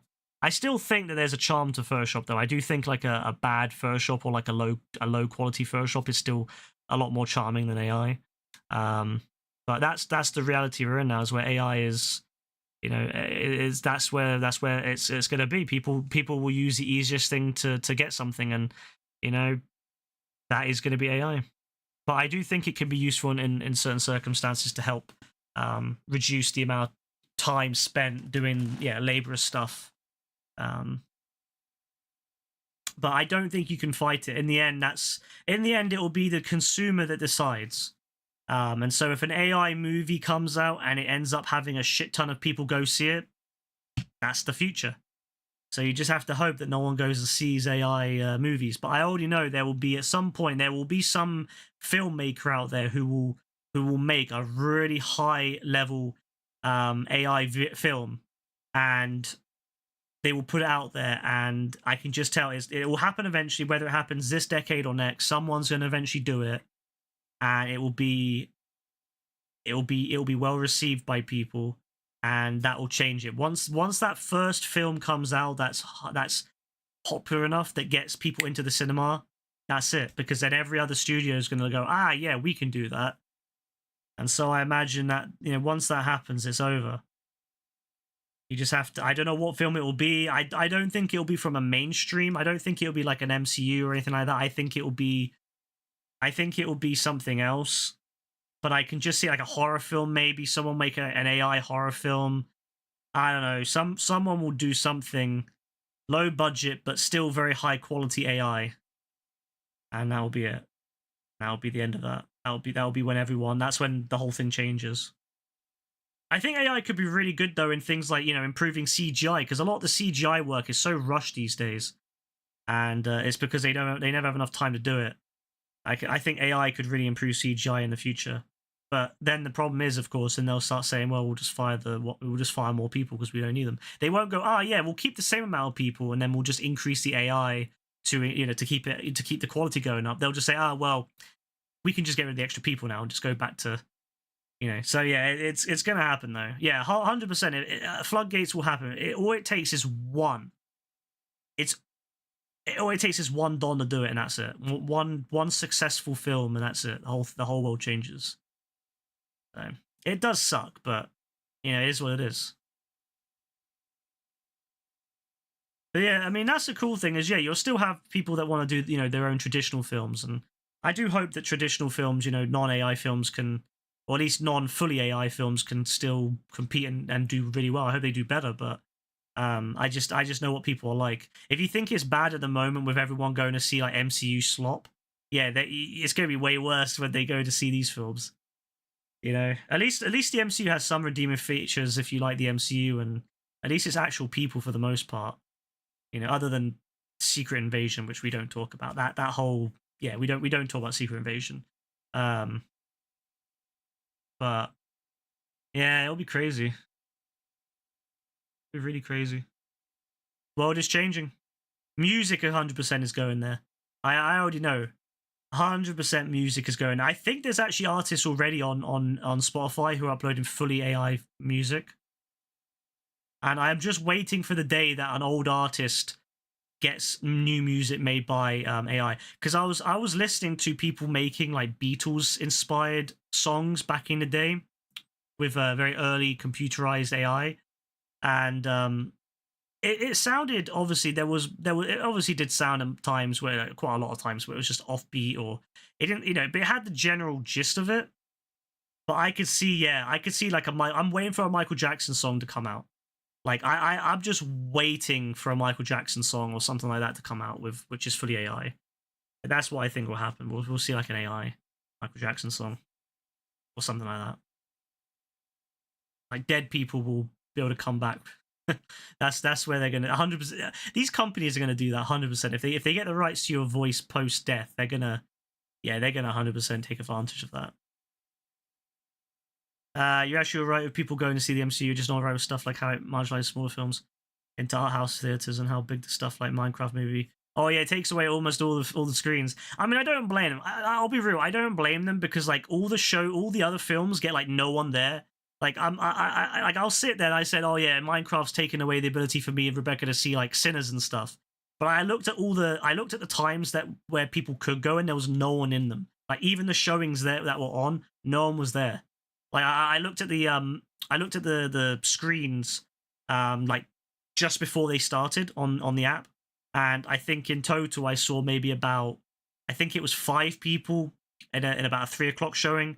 I saw about 10 people at a 6 o'clock showing, and I saw about, I think it was like somewhere between that. I didn't really look for the last one because I was busy, but I did have a quick glance, and I think it was like 8 people or something, 5 to 10 people for the 8 o'clock showing. So yeah, I don't blame these companies, these theaters, for putting on the big ones like Minecraft, because they, Minecraft was packed. I was looking at all the because me and Rebecca wanted to go see Minecraft. Well, I did. Rebecca doesn't really care about Minecraft, but I wanted to go and see it because I'm curious. And we don't go if there's more than maybe 20 people. And every showing was just packed. Every single fucking showing, even in the seats that no one people don't usually sit in, people were sitting in. I was like, nah, this is crazy. So I don't blame theaters for putting on things like Minecraft and AMC. It gets them the sales they need to stay in business.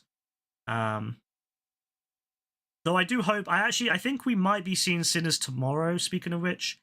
I think there's a showing on at a good time where there's not too many people in it. So I think we'll be seeing it tomorrow. Hopefully. Let me have a look.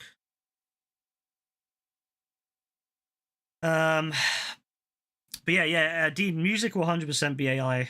100%. So easy to, you don't even, you haven't even got to go to the theater, to the recording studio then. That one. Nah, fuck that one. I'm not going on that one. That's the small one. I'm not going on the small one. Oh yeah. So Sinners is on in the big screen. I'm the biggest screen available. This screen has, I think, like 150 seats. And there's that's actually that's impressive. They're putting Sinners on that one then. So yeah, they've put Sinners on the biggest screen tomorrow, right? So this is like 150 seats. 150 seats, I think. And there is a grand total of 1, 2, 3, 4, 5, 6, 7 people. 7 people. I've heard really good things about Sinners, that's why I want to go. But there's 7 people in a screen that's 150. Yeah, that's yeah.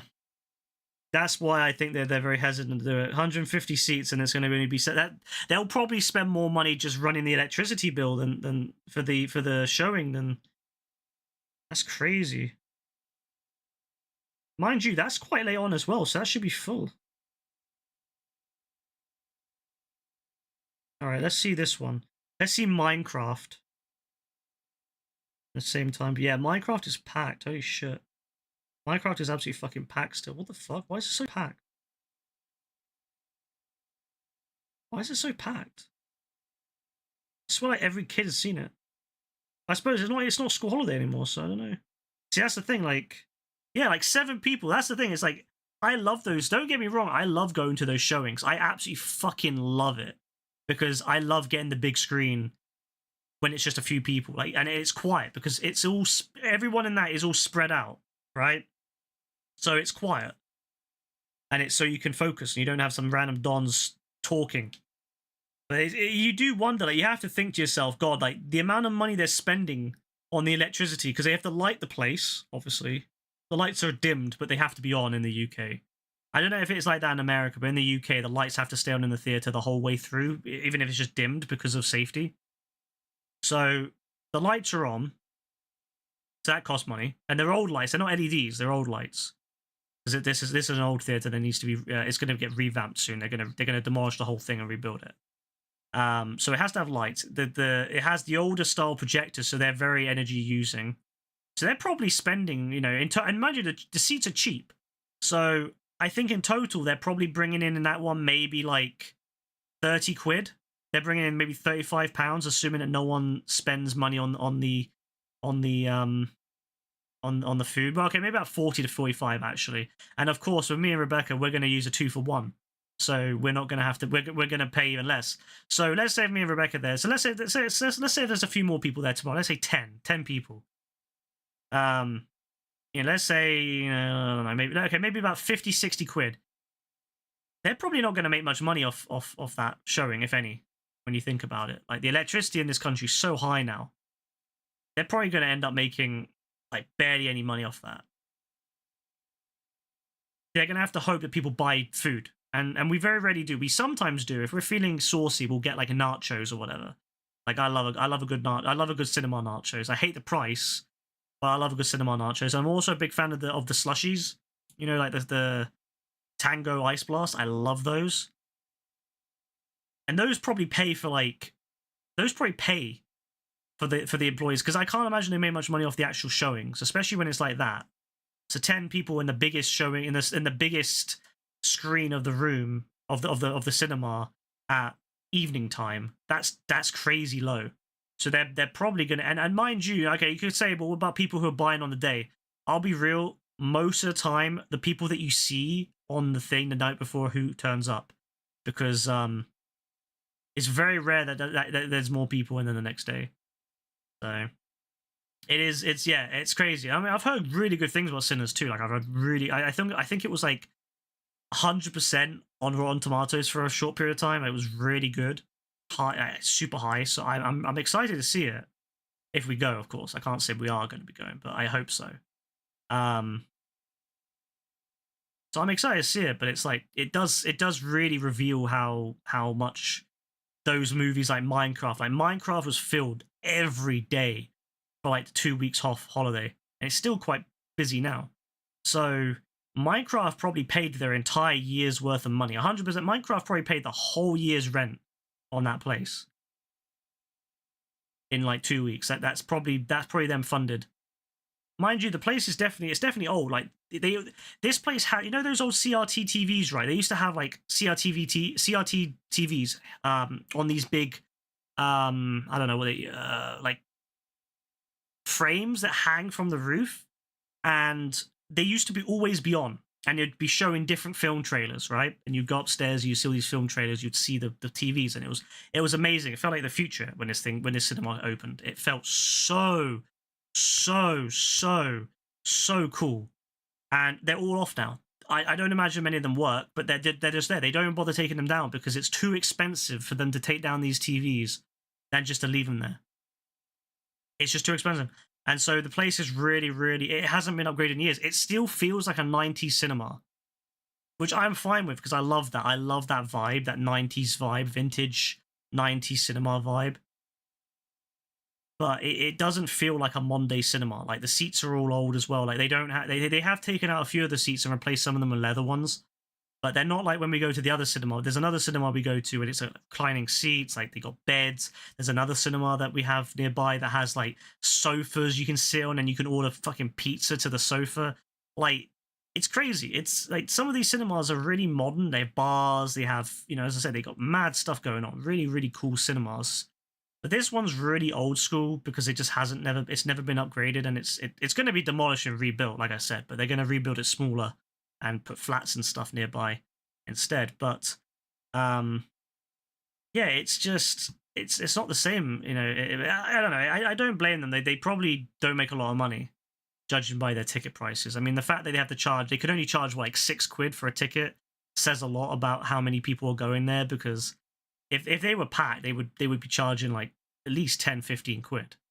But no, they can only charge like £6, and that's fine with me. I'm fine with that because it gets me and Rebecca to go see a lot more films.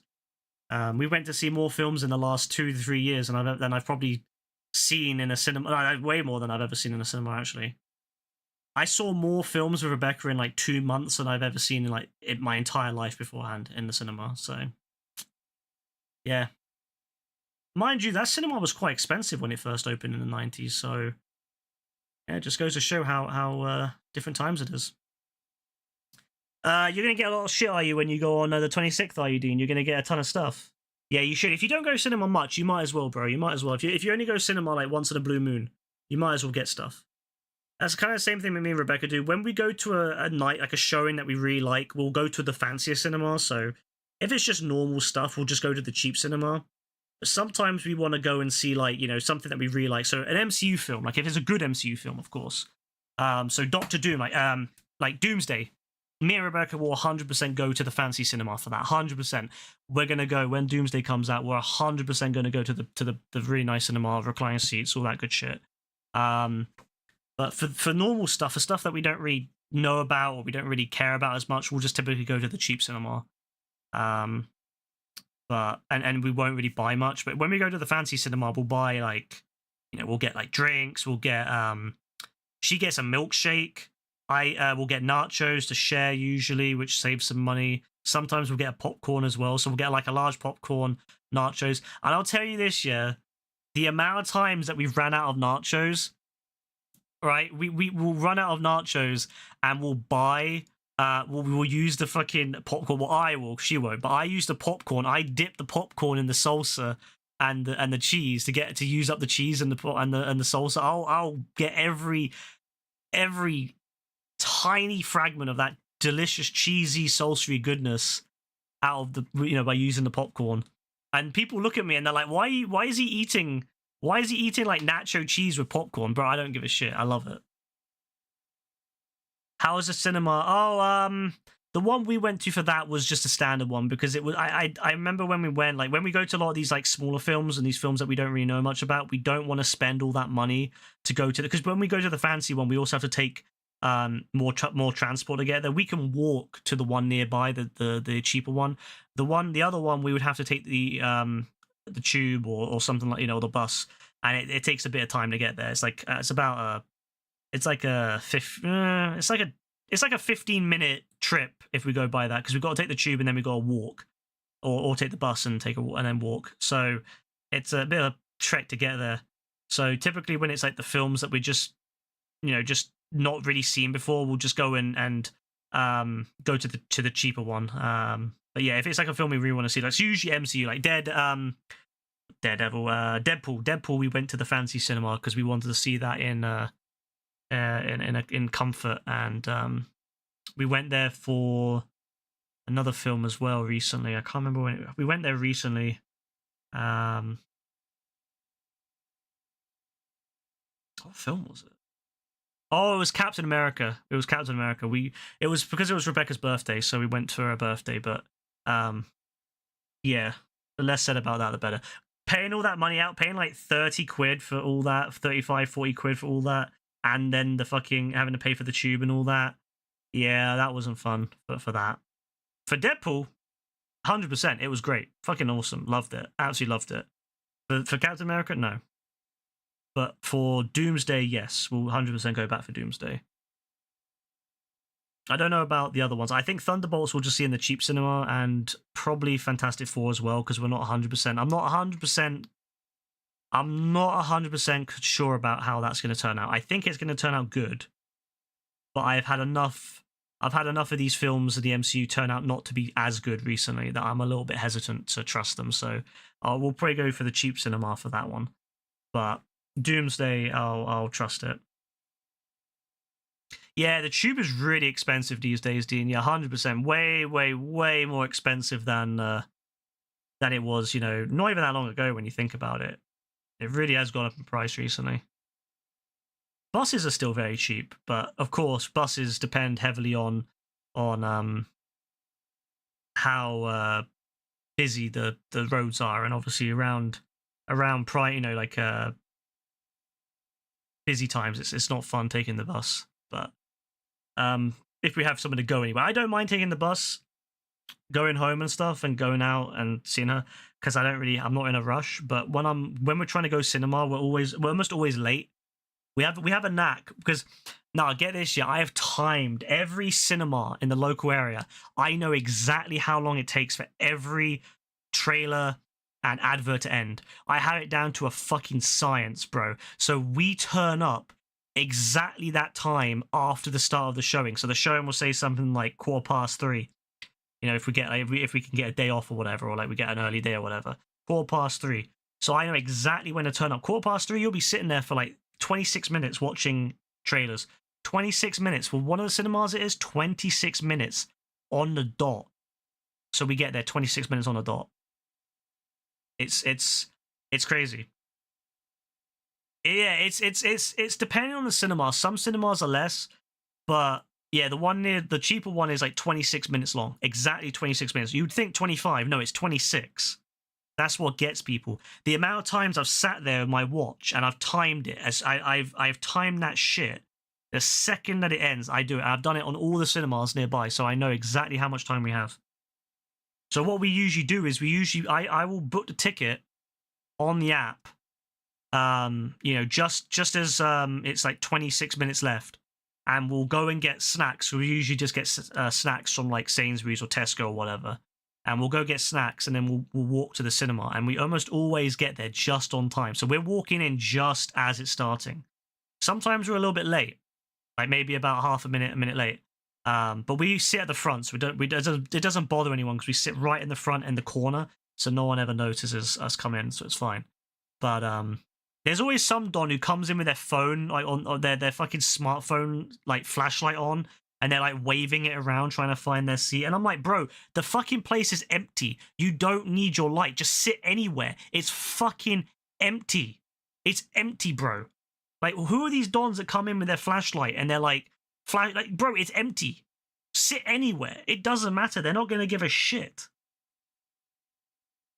Honestly, I don't get these dons.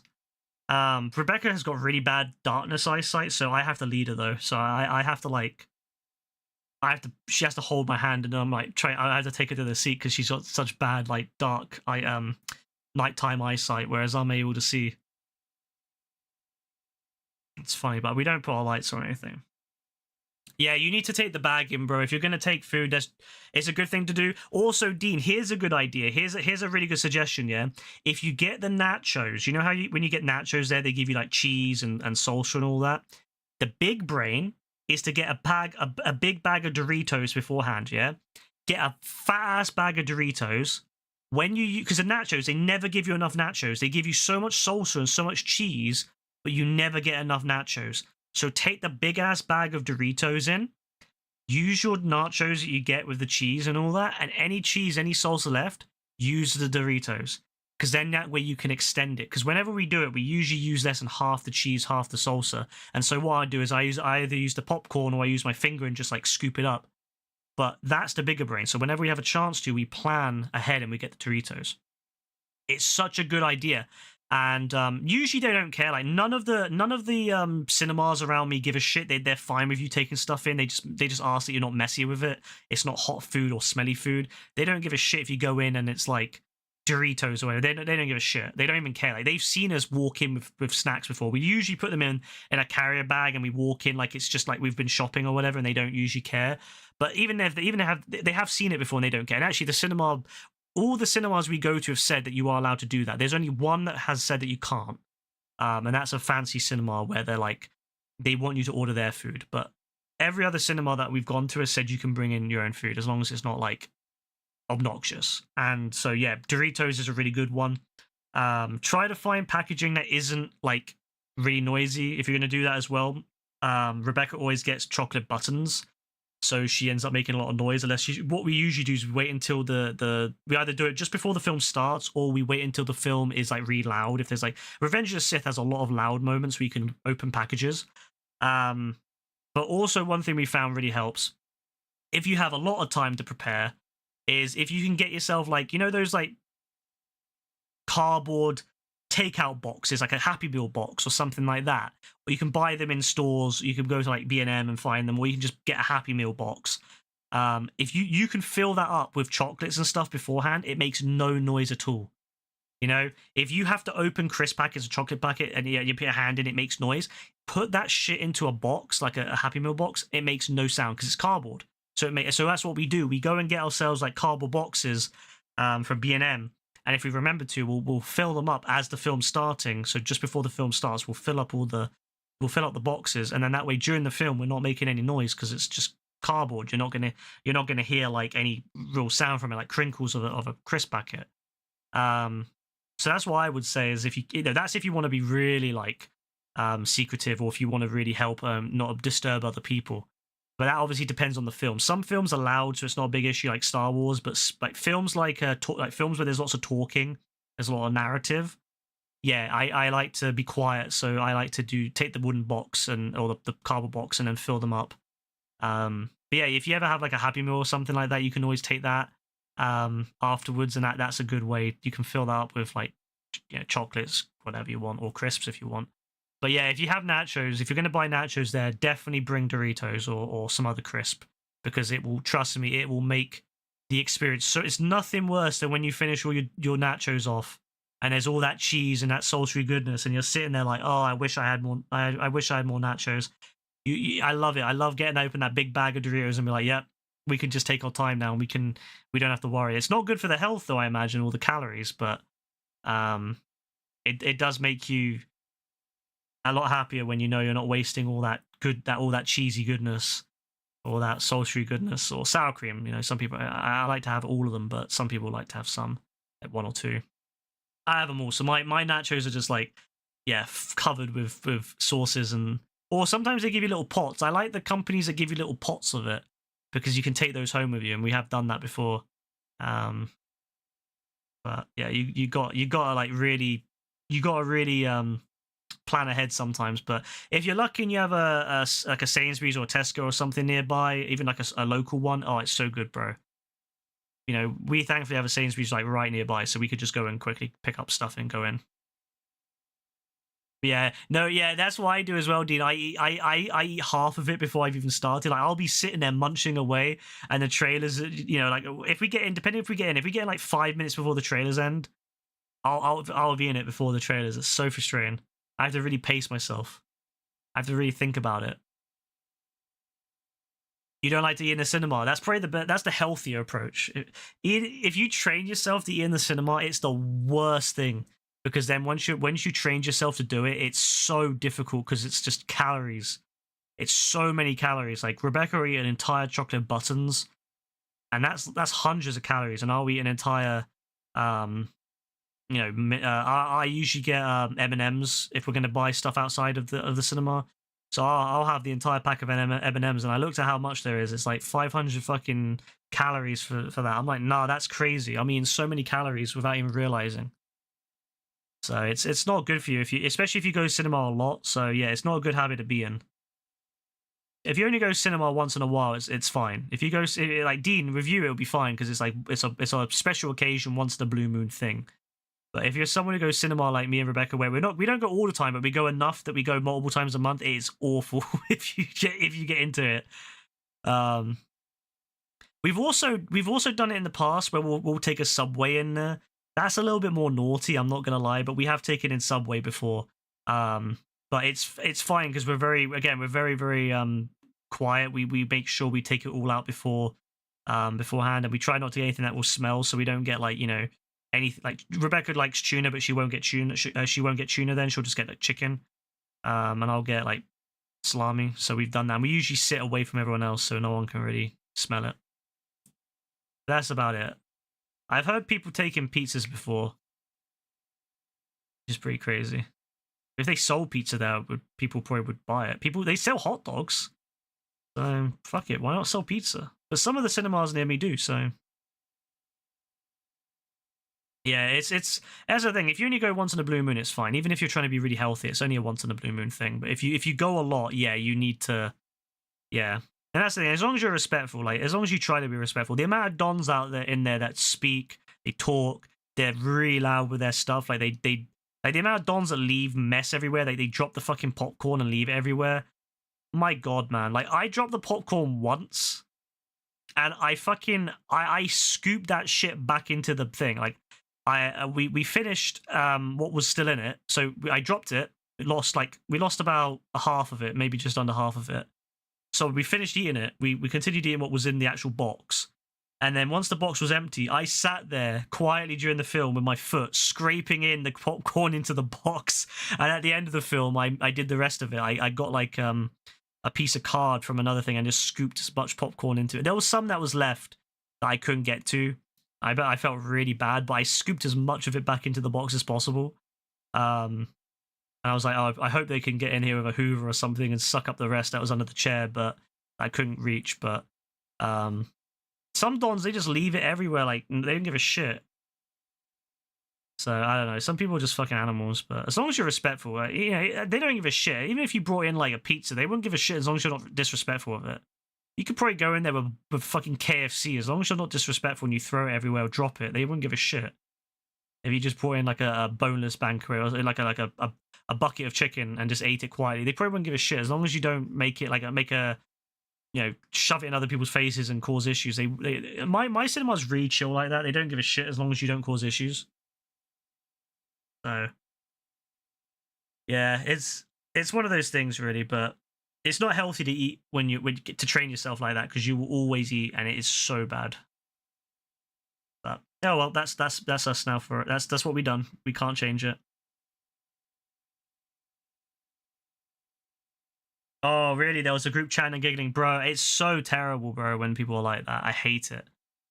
I absolutely hate people who chat in the film. Again, they should have, like, loud viewings for people. They should have, like, what I would call coffee shop viewings, where it's like you can go in there with a coffee and just sit there and talk to your friends whilst the film's showing, because that's what a lot of people treat it like. A lot of people treat cinema now as like it's a coffee shop, you know, where they want to sit there with their friends and talk. And I'm fine with that if you have a special viewing for it.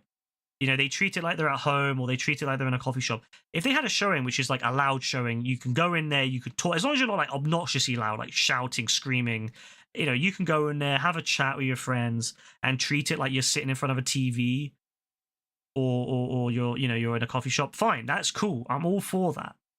But yeah, in normal showings, people should be quiet, but they're not. It's really annoying. So that's why we try to go in when very few people are there. We try to avoid people. So we go in like small showings. And like I said, if I see more than 2 groups of 3, I'm like, nah, I'm calm. We're not going.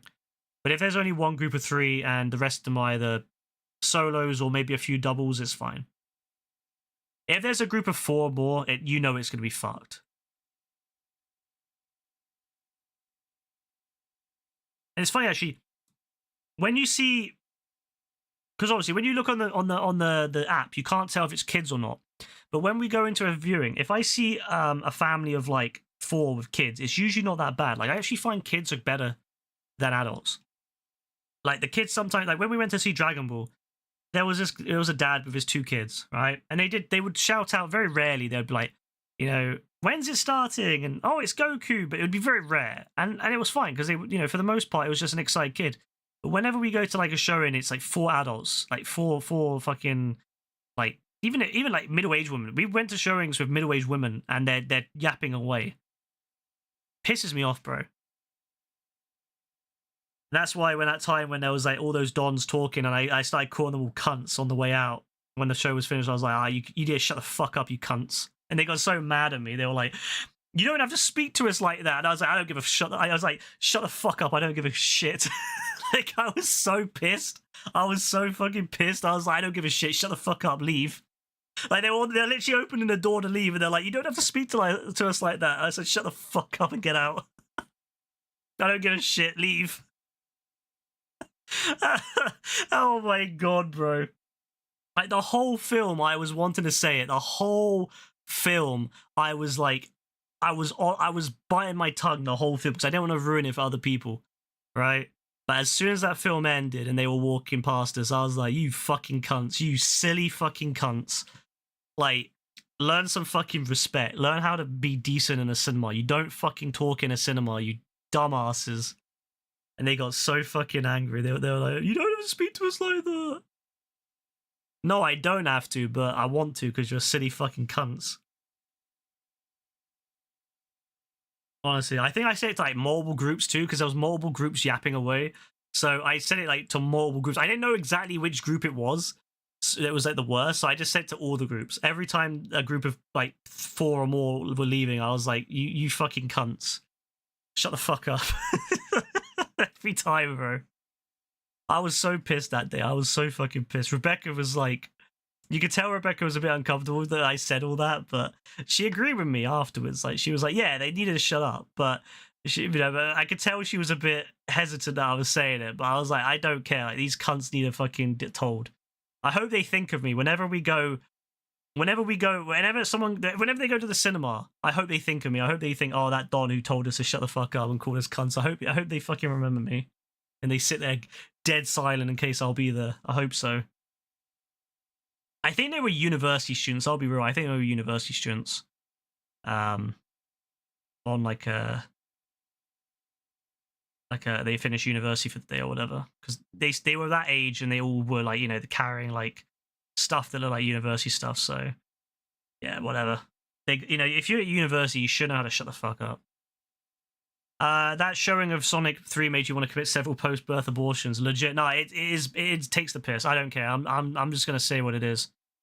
I'm just gonna say what it is. I don't care. I'm so fed up with these fuckers. No, there was these dons, right, who were riding their bikes down the one of the, like, this area. Me and Rebecca were walking, and these dons were riding these like fucking bikes, right, electric bikes on the pavement. Like, it was a wide pavement. It was a walking pavement, but it was a pavement, and you are allowed to ride bikes along it, but it's like, you're supposed to be courteous. But these dons were on electric bikes, and I was just saying to her, bro, I swear, if the boys universe was real, I'd be like Homelander. Like, if I was Homelander, the whole world would fucking be quaking, because I would fucking straight up murder these motherfuckers. Like, if I was Homelander, God help us all, because I wouldn't be like Superman. I wouldn't be helping and being really nice and caring, and even for the worst people, I would be going around committing multiple mass murders as Homelander. I genuinely would.